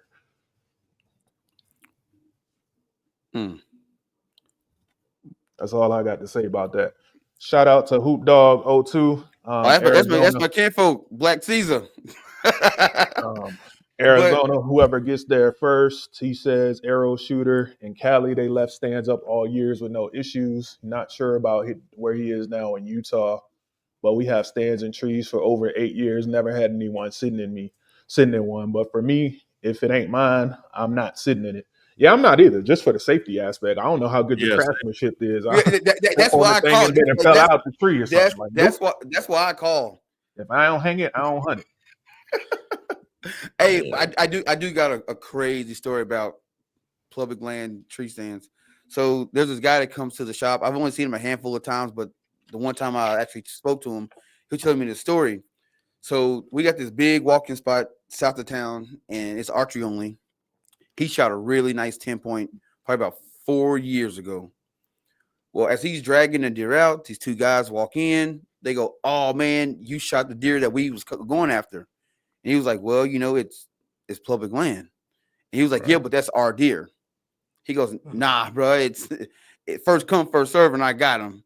So they kind of had some words or whatever. He, shrug him off, goes to his car, boom, drops home, done. Next morning, him and his son go out to hunt that stand. It's a 2-man stand. Well, he always climbs up first, and then once he said everything's good, he let his son come up. Well, this particular morning, climbs up. As he steps on the platform, it falls out. He, should have been wearing a safety harness, but he didn't have one on. Fell, knocked himself out. His son has to call 911. He eventually wakes up. He's all good. Finds out someone took the bolts from underneath off the bottom of his stand. Oh, man. Loosen the bolts.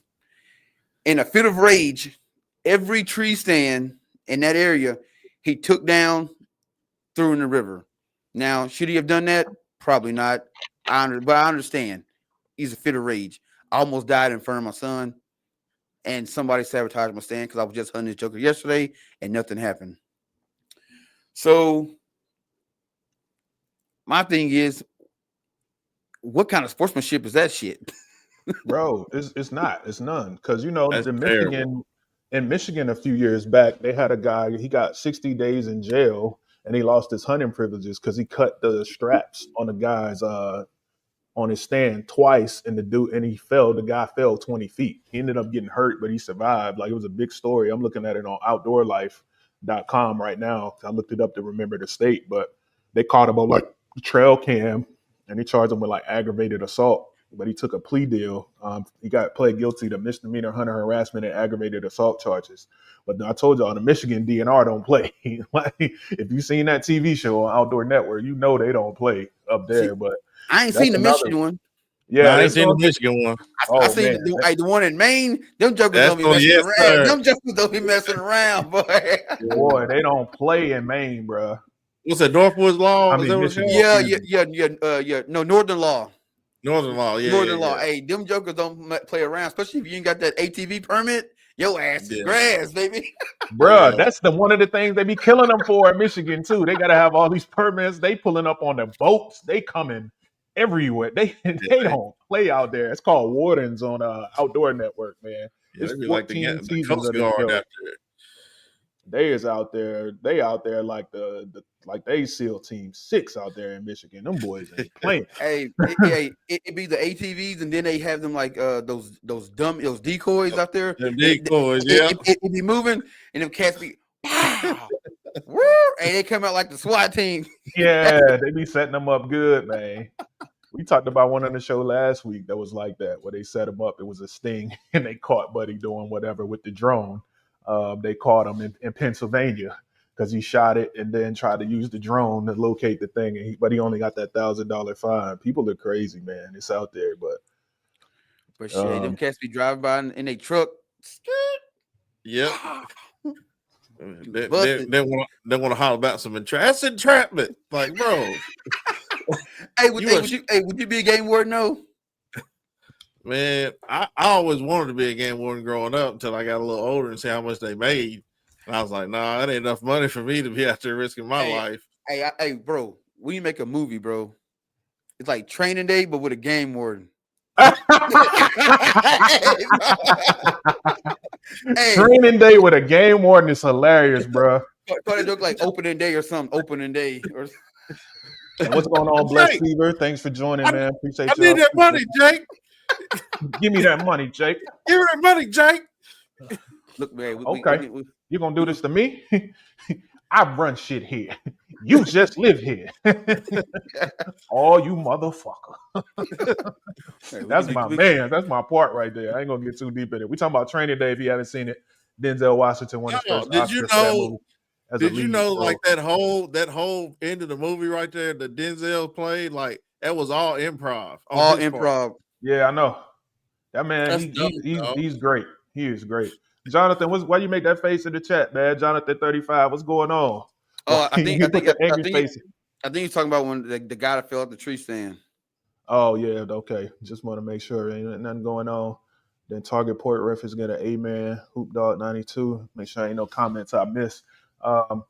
So with that being said, man, I think we covered it. The tree stands on the public land and all that. Y'all want to open it up for some Q&A? Anybody in the chat got some questions, or we got anything else we want to cover tonight? I got a very controversial topic we can get into. All right, let's have it. What you got? Baiting versus non-baiting. What you think about it? Give it to me, man. So me personally, I live in Kentucky where you can bait, and I feel like it gives you a great advantage, especially in the early season. You know how it gets during the rut, and then you don't ever know where them deer's coming from. But I feel like it gives you some intel of what's out there with your trail cams or whatever. So I'm a big proponent of it. I know some people, some of the OGs don't really get into it. They feel like if you're gonna kill, if you're gonna go hunting, you just go out there and see what you see. But I'm a big intel guy. I like to know what's on my property, what's coming to those food plots, and make a decision of which buck I'm gonna go after for that year. What about y'all? So I got mixed feelings. I got mixed feelings when it comes to baiting. So South Dakota, you can't bait, but I'm from a state where you can bait. Buddies that I know that bait, they say, man, yeah, you get does coming in, you get young bucks coming in, but like the bigger, Mr. Big, mature bucks, they really don't come into the bait piles. Now, unless you got a feeder that's been up for 6-7 months, then you get the big guys coming in. But I'm all for baiting. I don't care, because if you can put a food plot down, what's the difference between putting corn on the ground? It's the same shit. Man, see, you just took my point. That's exactly where I was gonna go. And we spoke about it a little bit last week with the drones, right? I'm like, because I really like in Virginia, I got a place over there because that's where I'm from. Baiting is not legal in Virginia. It's legal in Texas. Everybody does it. If you don't got corn out here, good luck. I would love to see what your results look like if you don't have a feeder of some sort. But in Virginia, right, baiting is illegal, and it's illegal to feed animal deer for any reason. From September 1st through the first Saturday in January. But you can do it as long as it's not during the hunting season. You just got to have everything out by September 1st. So in your example, if you want to use the trail cams or whatever, But then they turn around and say here on the frequently asked questions on the DWR site, are food plots considered bait? No, planting food plots is not considered baiting. So deer can be legally harvested in food plots. Now, if I didn't plant that corn or that soybean for no other purpose but to attract animals, like what is the damn difference? I know it's to Right. take a lot more work than to fill up a feeder or throw a bag out there, but like I'm with you on that. Like that's always been something because like my uncles will argue me down. They swear that food plots are illegal too, and I'm like, no, they're not. But you know how the OGs get when they get set in their ways, they get something in their mind. They ain't really trying to come off of it. And I'm just a young buck, even though I'm well into my 30s now. It's like they don't be Boy, you really don't trying know to hear. nothing. Yeah, you know how that go. But I've been man, hunting for 35 years. so I mean, like, I'm not really against it. I'm really like, I really don't have like, I mean, like, if you gave me the option, would I like to bait? No, probably not. Just because it makes it probably a little more difficult. Because like I've been on some places here in Texas, like you can almost set your watch to it. Like when that feeder is going off, you can see them start staging off in the side. Like it's like they got some type of way to keep track of time that knows that No, feeder should be getting ready it's to that go off. sound. It's that Yeah. sound. And I'm talking about before the sound starts though. Like you can see them like in the woods, like on the edge, like like Uh, a few minutes before it even go off. And then as soon as the sound hit, here they come and they coming right on out. Right. Like it's crazy. But if it's legal, it's cool. And like I said, your neighbors are doing it. You better be doing it because yep. you don't want to have something, you don't want to not have something on your property that a neighbor has on his property because you can lose your bucks and lose your big deer real quick. Real So quick. you got to keep abreast of what's going on, and no, I think knowing what your neighbors got is more important in the cases where baiting is legal. Like you got to take stock of what's going on around you somehow if you can. See, I think this is my opinion. I do not know this is not a fact, but this is my opinion. I think the reason states get upset about baiting is because a lot of people, because I see it in Arkansas, they'll cut open a bag of corn, pour the corn out, and then the bag is over, in the creek. And that's They, just pure laziness, that's man. lazy as shit. But the People bag is in the lazy as creek. hell. So then the game wardens come out there and they find all these bags of corn all stuck up against fences or in bushes and shit. They're like, you know what? We done. You know what I'm saying? Like we done. We're not doing this bait shit no more because no one's taking advantage. No one's taking care of their own trash and shit. So no more baiting. I don't think it's too much. Don't they acquire? I could be wrong about this too. I thought I read this somewhere, but aren't they acquiring bait into CWD now? Yeah, because Yeah. they go to the feeders. But I mean, if you point it on the ground, I don't see a problem with it. But if you got a feeder up, then yeah, because you get one deer to come in with CWD eating out of the feeder, then the next couple come in. Now he's passing it on. That's Yeah, what I thought. that I is read the something argument about in that. some places, but like the feeders, like most of them out here, like they spray it on the ground anyway. Um, but if that's the reason for it, then that's fine. But I mean, like you got CWD in these states, and some states they still haven't outlawed baiting. So I don't know if that's a scientific fact or just something somebody's trying to use to push an agenda. I don't know. I have to research that one to Because I know see. But you are correct. Here in Kentucky, like in the western part of the state, there's 3 or 4 counties that are CWD positive, and you're no longer allowed to bait in those counties. And if you do kill one in those counties, you've got to take it to a station, and they've got to take The check station. Yep. check station or Take the whatever. brain or something. Yeah, check the brain and all that. So they make sure, and you can't take that deer out of that county. They won't allow it. So, I mean, See, I get. I don't get that part right there because like the deer is no longer going to be around any other deer. I can't take my meat home. I guess not. I don't know the ramifications of all that. Or do I got to get it processed in I that think you county? got to And get then it processed, and then you can move it. I think Then you it's the can thing. move it. Yeah, Yeah, I'm not sure about that either. yeah, because like you can't even take it like across state lines in certain instances. Like that. Speaking of hunting, man, like and that's one thing I would like to see a little simplified, man.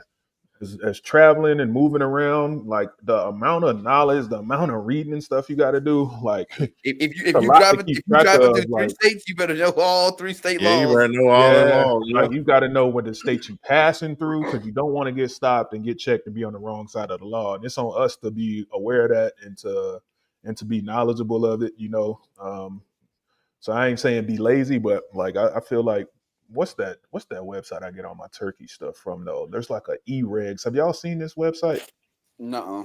I'm gonna let you keep talking real quick. I'm gonna try and pull. I'm gonna pull it up real fast. I know because like when I go fishing and I catch, I catch my limit and stuff. I'm like, hey, how do because sometimes I'll go 2-3 states over to fish.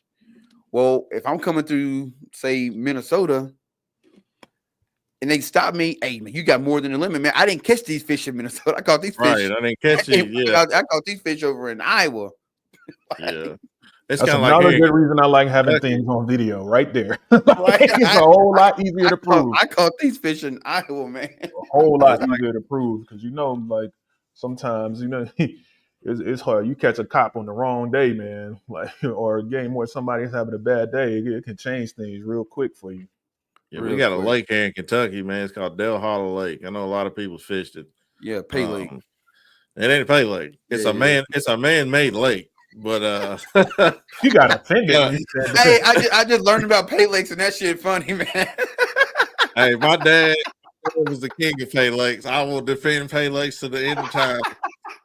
But no, man. But you got the Kentucky side and you got the Tennessee side. So like if you're on a boat and you got to pretty much know your map, because if you float to the Tennessee side and you catching fish with a Kentucky license, they gonna bust you every time. And there's usually game wardens right there sitting in the bushes. Go over. Yeah, I mean, ain't no sign or nothing that says welcome to Tennessee. Like you just got to know where you at. You got to know the boundaries and know where you are. Yeah, I'm like, man, that ain't right, but. That's why I like what they did in Virginia, like on the Potomac. Like you got a license from Virginia, so like DC, Maryland, or Virginia license works in like a certain zone. But then if you go past like a certain buoy or a certain point or whatever, then you need the Maryland license or whatever. But they made like a commission to where like the freshwater in the Potomac, a license from one state or from DC will keep you safe, really. But Trey, I'm about to put this up right now for you. Oh man, where'd the tab go? Hold on. Wait a minute. My bad. Yeah, you better know them boundary waters, boy. This was my Navy days when you had to know the rules of the world. You navigating them waterways. Yeah, for sure, man. Like it's a lot of knowledge that's required. Like I think a lot of people think like hunters are just like kill crazy. There's no like stuff into it. Like man. Like I know she's learning like, yo, it's a lot of stuff that y'all really gotta go through to get out here and do this stuff. All right, Trey, tell me if that's up on the screen, if you can see that. Can you make that any bigger by chance? You're gonna have to zoom in and make it bigger on your side. Oh, it ain't gonna get no clearer than this. Okay.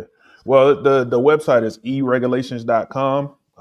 That's where you can find pretty much regulations for everything. I happen to click on Maryland right now. It wasn't too bad looking at it on Instagram, but you can pick a state. You can pick a state, go on here. You got the drop down. You just pick whatever state you want. So like I'm going to do Texas as an example. It comes up, it looks like this. You go fishing or hunting. You hit the hunting regulations. You got whitetail deer and turkey in Texas. Then you got your seasons with the bag limits and all that stuff. So this is one place that will allow you to if you're traveling to multiple places, it's a quick stop that you can go through and check out the regs in different places. It's eregulations.com is this website. You can get pretty much everything you need.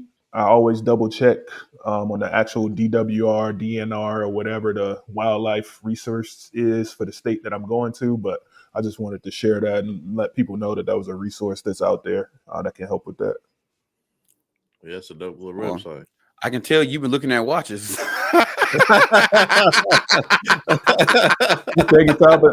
that's my thing, dog. That is my thing, brother. I love me a good watch, man. I love a good watch. Like I don't know what else to say about that. But like, oh, looking on the side, like, oh yeah, Amazon telling all your business. There you go. They got me out there telling everything. They got me out there telling everything. Hey, what they say? See, we can't hide the money. You ain't hide the money. He said can't hide the money. All right, don't get me robbed now. Them boy trying No, to line me up. you was talking about trying to find some Louis luggage the other day. I was like, hold on, dog. What?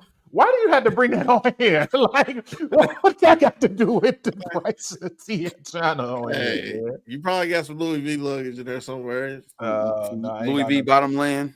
I ain't Yeah, got none of Louis that V stuff. bottom layer.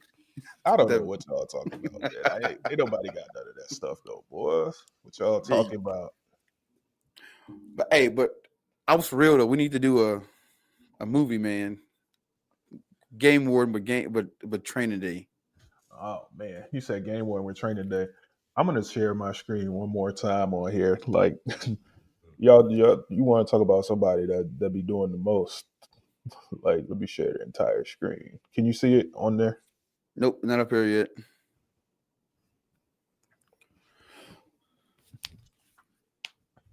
A criticator said Arkansas spread of disease is cited and baiting is forbidden in those areas.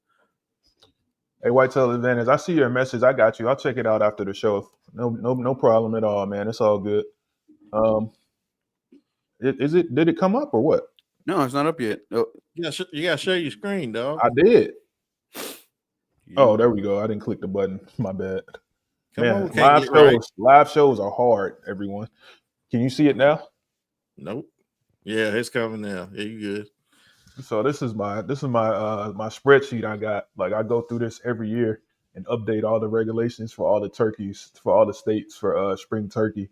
I got the dates, when the draws come open, when I applied, and if you click on the state, it'll open. When you click on the state, it'll open to the rules and regulations page. Like I put all these together. So if anybody's out there turkey hunting this spring and you're looking for a little resource, let me know. I might even put it on a Google Drive or something. But like here in Texas, as a non-resident, it'll cost you $126 to hunt. Like, do I got South Dakota on here?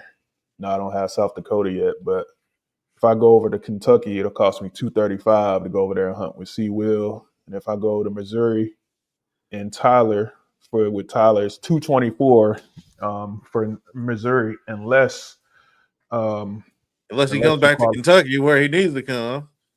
No, I mean, what I mean is unless, like, because for me, I get resident prices in Missouri as well because of the disabled veteran rate. I get DV prices. So shout out to Missouri for that. So that makes it one of my favorite states to hunt just on just on the cost factor alone. But and just to put a bow on it, me and Trey, we actually got a hunt. Where we going? Oklahoma Oklahoma. in May. I actually got this man to commit to a turkey hunt. So we're I gonna try told and you make I a was turkey. always down, man. We're gonna try and make a turkey hunter out of this guy, She Will. So we gonna see what's happening. Bro. So you get the disabled veterans price in you said Missouri. Virginia or Missouri? Missouri. Idaho got some provisions too, but it's hard as heck to get it with the way they do their non-resident tags. That damn draw process in Idaho that over the counter, process is a freaking mess in Idaho, man. What'd you do? Spill some hot grease on your hands in the kitchen? Y'all in this narrative, man. Like I ain't said nothing. yeah, you're right. It's him. Like you're right. He always be trying to talk about that. Like people really gonna think I was a cook. Like that's the funniest part, and I'm gonna let them think it too. No, man, I just be messing with Jay. That shit is hilarious. Shout out to all the vets out there for real though. I mean, I really do appreciate y'all. I'll just be messing with Jay, man. Hey, check this out though. You would think that like more states would have like if you're a veteran, like this is what you pay. Like just like across the board, like if you're a veteran, this is what you pay statewide. You're considered like you got non-resident, resident, vet. I mean, a lot of them do, to be fair, but if you're a vet, it should be free. A lot of them do. But it should be free. Time, it's resident. If you're a vet, it should be free. Period. I mean, you fighting for our country, fighting for our freedom. I mean, that should be free. You should be able to go give a shoot a beer.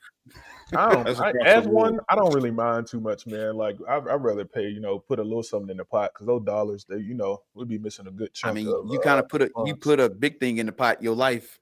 So, yeah, I mean, but I got it still. You feel me? I get that. I get that. Still. So I mean, it's more than safe for most. Like most of us don't mind. It's reduced, but like Texas, it's completely free. Like every I year. think most, like if it was free, I think most of the veterans out there that do hunt would, they'd give back anyway. Just that's just Yeah, how for they feel. sure. We all do something. But most of the ones I know, let me not say all, because not all of us are made the same. But there's a lot of good nonprofits out there too, man. That's trying to do it. They take veterans out into the woods. There's a guy in South Carolina. He got a nice bass boat. He'll take a veteran fishing for a day. So many programs out there, man. I have to put together like a list or something, so I can like highlight some of those programs on a future episode. But Aren't some of these anybody nonprofits losing their money? Some of they funding though right now. I mean, like, I don't really think so. The nonprofits are like individual things, so it ain't really nothing the government can do unless the program itself gets slashed. I haven't had a chance to really look too deep into it. I know I saw, I think it was DHA post something today with the layoffs about managing public lands and stuff like that. Like, so my first mind is just thoughts and prayers for all these people find themselves losing their jobs out suddenly, wasn't planned for, kind of just happened. Life happens. Just I hope everybody hold their head up, and I hope everybody's able to find something so they can keep providing for their families. That's my first immediate thought with that, but we'll adapt and we'll overcome. We always do as a people. We're pretty resilient, and I just hope it's a smooth transition for them and things don't get too crazy, because it looks like they really got an assault on public lands, and we gonna have to be vigilant on this one.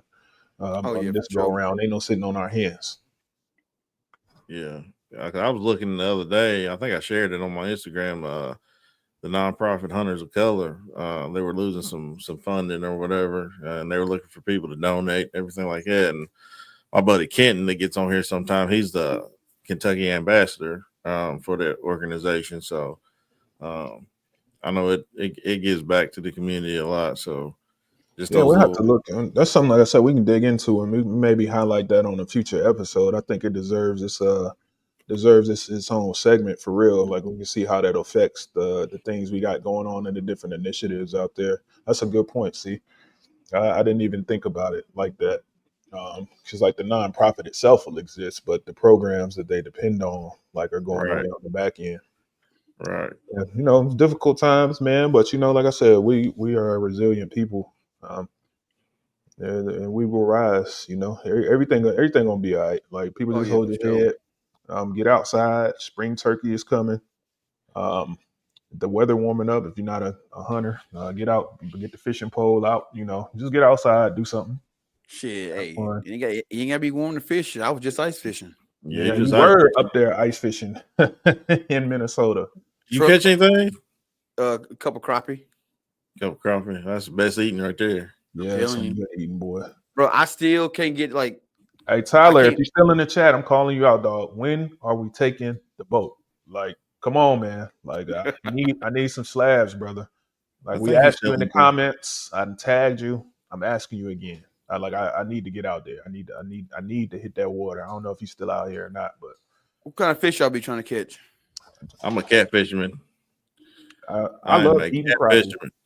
I love eating I love crappie, man. eating. But now being down here in the coast, like, got to get into some saltwater fishing. I'm trying to catch me some flounder this year for the first time. I'm try and catch a little flounder, and for the first time this year, that would be nice because I like to eat it.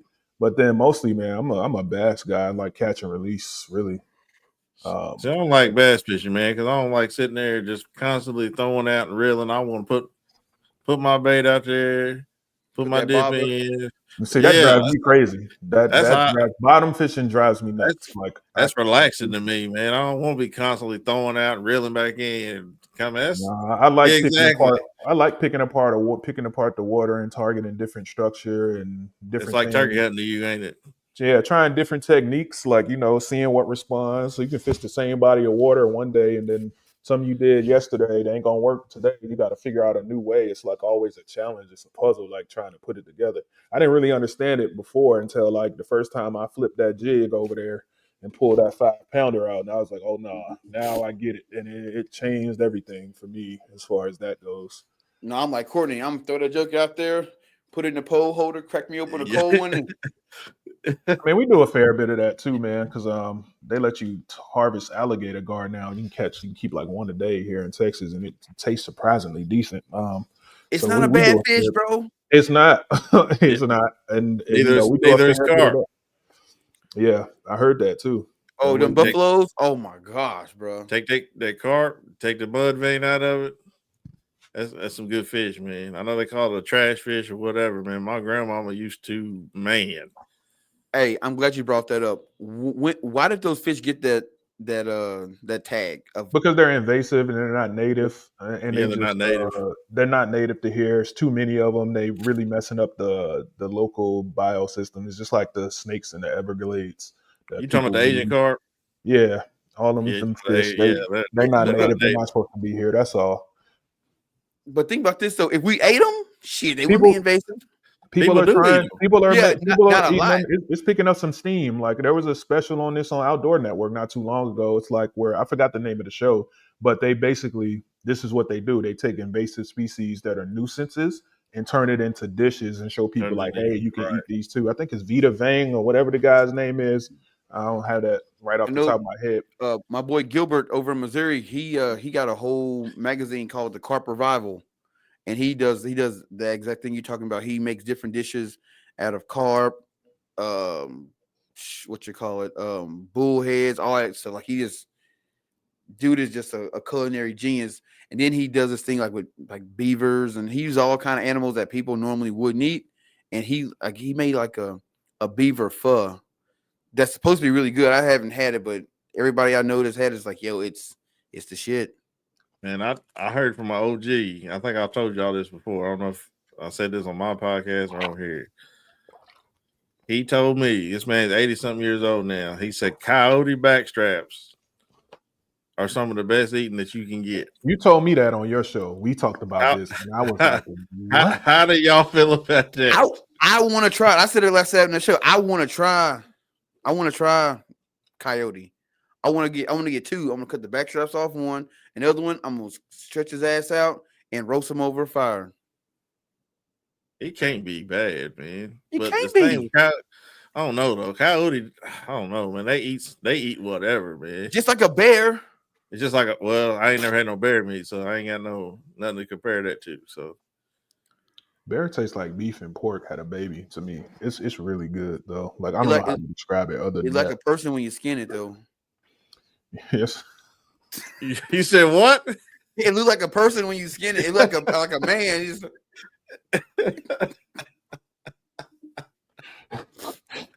Hey, dog.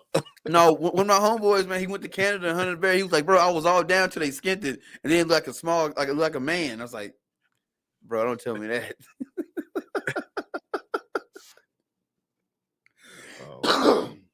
But yeah, Boy, David Miner's in the chat. What's up, dog?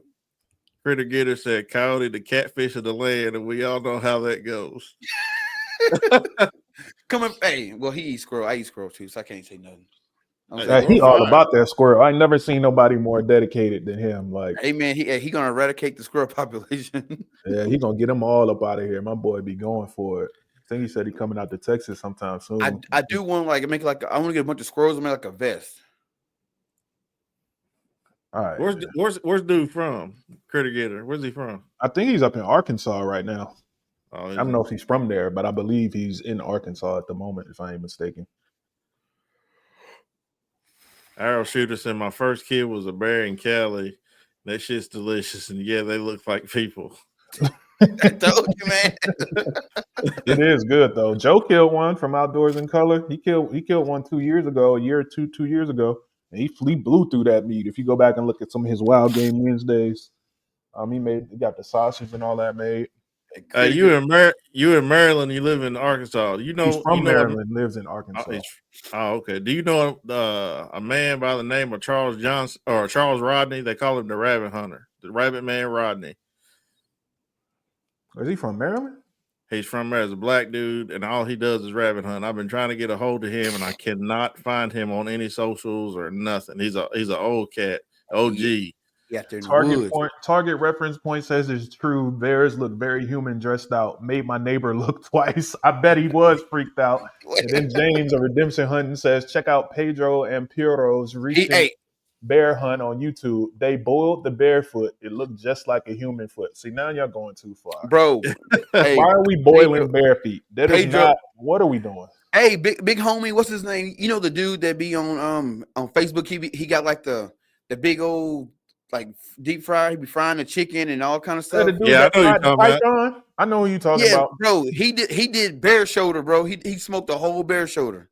He be cooking some crazy. I want that thing that he puts that chicken down there. No, dog. Man, bro, I For can fry. family reunions, Bro, man. I can fry 100 pieces of chicken and like that. If I'm feeding a bunch of Oh people, man, man, yes, sir. that's perfect for a family reunion, man. Perfect. I think he's gonna start selling them. I remember one video he said he's trying to find somebody to mass produce them. Man, if he But does, right now, made to I'm order, on it. and I mean, I'm sure he got so many damn orders now You he have to can't see. keep You have up. to send me that Facebook page so I could check that fryer out. I didn't see that one. I just seen Yeah, he You had know what? what's the It dude that goes around, the big black dude that goes around like to all these little mom and pop restaurants eating. Uh he was on he was on one of his lives one time. You know what I'm talking about? he's like, I'm gonna baptize the chicken. He Yeah, that's roll it him. Yeah. down, bro. what is it? I don't know his name. I think his name is Chef. If you I find it forgot on that. Facebook, just send it to me because, like I said, I want to check out that fryer, man. But like when you talk about frying, I got that infrared Big Easy, man. That thing make quick work of frying a turkey, boy. No grease, and it's just as good as your peanut oil chick turkey. I'll put it up against anybody. My fried turkey versus yours, I'll put it on anything. It's That- Chef Bernard. Chef Bernard. Yeah, that's him. That Yeah, peanut oil is something different though. no, I'm telling you, I thought the same thing, bro. If you inject it right, get you that Tony Chachere's injectable kit, put that jalapeno butter up in that bird, man, and get that thing nice and crisp. Just give it like 10 minutes a pound. You got a 13-pound turkey, 130 minutes. Pull that thing out. It's some of the best eating turkey you ever gonna eat in your life. I'm rub it down with that Creole butter on the outside. Like mix it up with the seasonings and stuff, and rub it down real good. Man, it's some of my favorite times.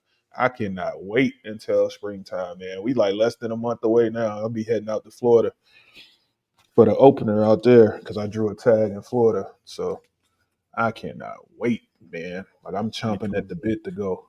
Get you one of them Osceolas.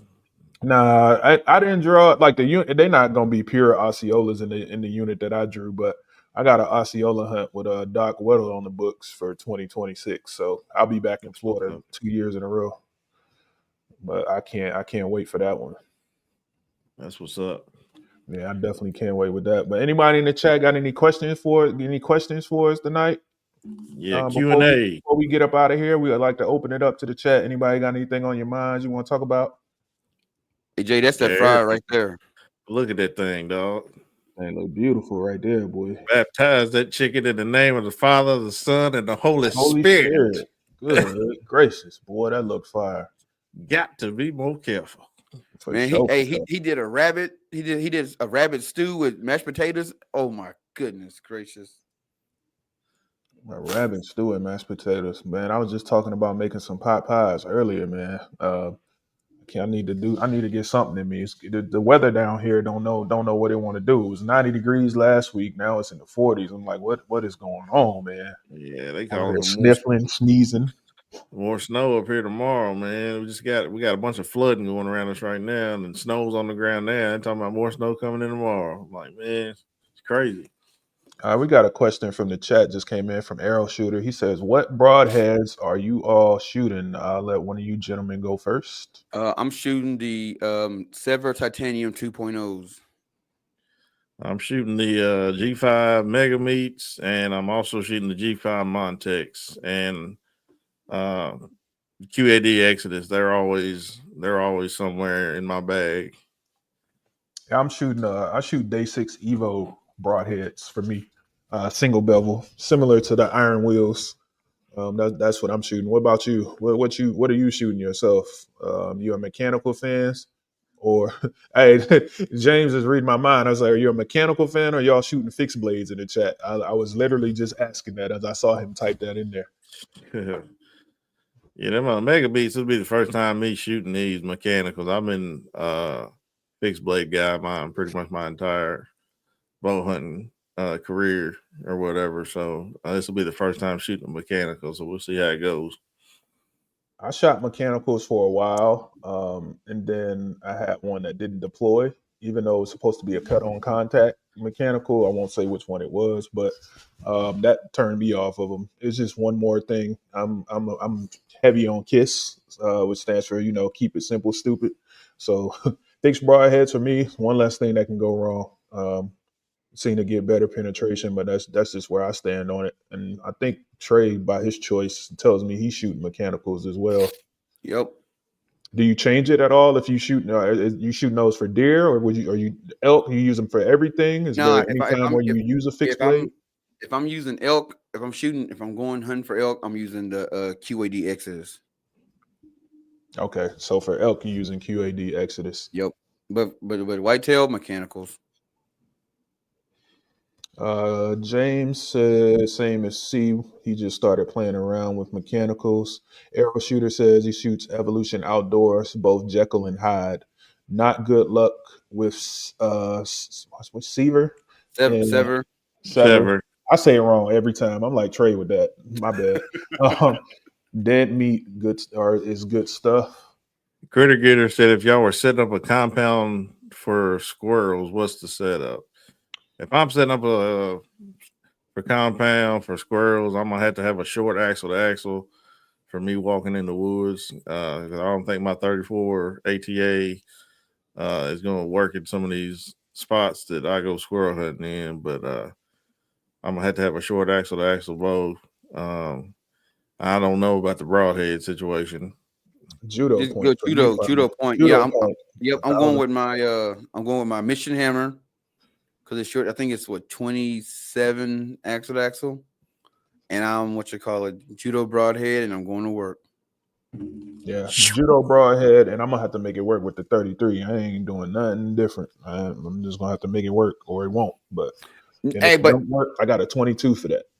Hey, or I go with the gearhead, and I go with that 20, either the 18 or the 24-inch axle to axle. Now you got a small compact bow. Yeah, like a small compact bow. Yep. I don't like them now. If I'm going with the squirrels. I don't even like shooting 29s, like talking about like the 29 and a half smaller bow. Like the longer the axle, the better for me. Like I try and not shoot anything too small. I can imagine shooting at 18. That'd be like taking my son's bow over there, man.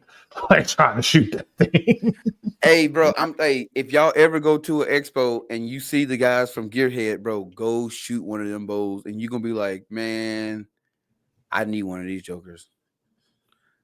It's just, I love them. I just ain't pull the trigger on the price tag. Yeah, well, then if you ain't pull it, we know who else ain't pulling it on. We know who else ain't pulling it for the show. If it was too much for you, just imagine. You know, my man's ain't going for that. Nah. But like one cool thing about them though is they don't make a left or right-handed bow. You can it's everything's in the middle, so you can just put the stuff on the side that you need it on. That's an interesting that's a cool concept too. Have you ever seen them? No, I haven't. Oh, bro. That'll eliminate the problem of the left-handed people not being able to try their bows before they buy it. We talked about a week or so back. Arrow Shooter says VPA small game thumper with my longbow for squirrels. Man, hey, let me ask you a question, Arrow Shooter. For somebody like myself, right, that's only shot compounds, but I want to get into a stick bow or a trad bow of some sort. Would you recommend a long bow or a recurve? And can you tell me why? That's a question back at you. Because I've actually been thinking about doing just that, like just going back to the basics. Oh, that's different. That's an interesting looking concept there. And then like they grip, you can switch out the grip. They got like a 1911 grip that boy feel good. That looked like something I've seen in Game of Thrones. Something like John Wick would have. Something. Yeah, that's so they make an 18-inch axle to axle, and you can actually buy the bow, and then you can buy a rail, and you can turn that bow, turn it horizontal, and you can turn it into a crossbow. I seen it. I just said that. I was like, no, I see what's going on here. You try to be slick. You try to get me to buy. No. That it's a compound, but if No, you, I know. but I'm being funny, oh, I dog. got Because you, I got you, I got you know that's a trigger word on this show. I'm being funny. I know. You know that's a trigger word on here. but Ski gonna yeah, come out of nowhere on me in a minute. He say crossbow. He like Candyman. He can't say crossbow in the mirror 3 times. but He man, gonna pop up out of nowhere. they Speaking of got. Kenny, man, that man used to scare the hell out of me when I was a kid, dog. Boy, I'm telling you, bro. My brothers used to, man. I wouldn't say it. I ain't saying it today. No, I'm grown. I I ain't ain't saying it saying it. now. I ain't doing it. And I'm grown. I'm still not gonna do it. No, sir. I'm gonna give him a second to see if he answered that question because I'm really curious about that. I know it's more difficult to type, but I'm really really interested in doing that.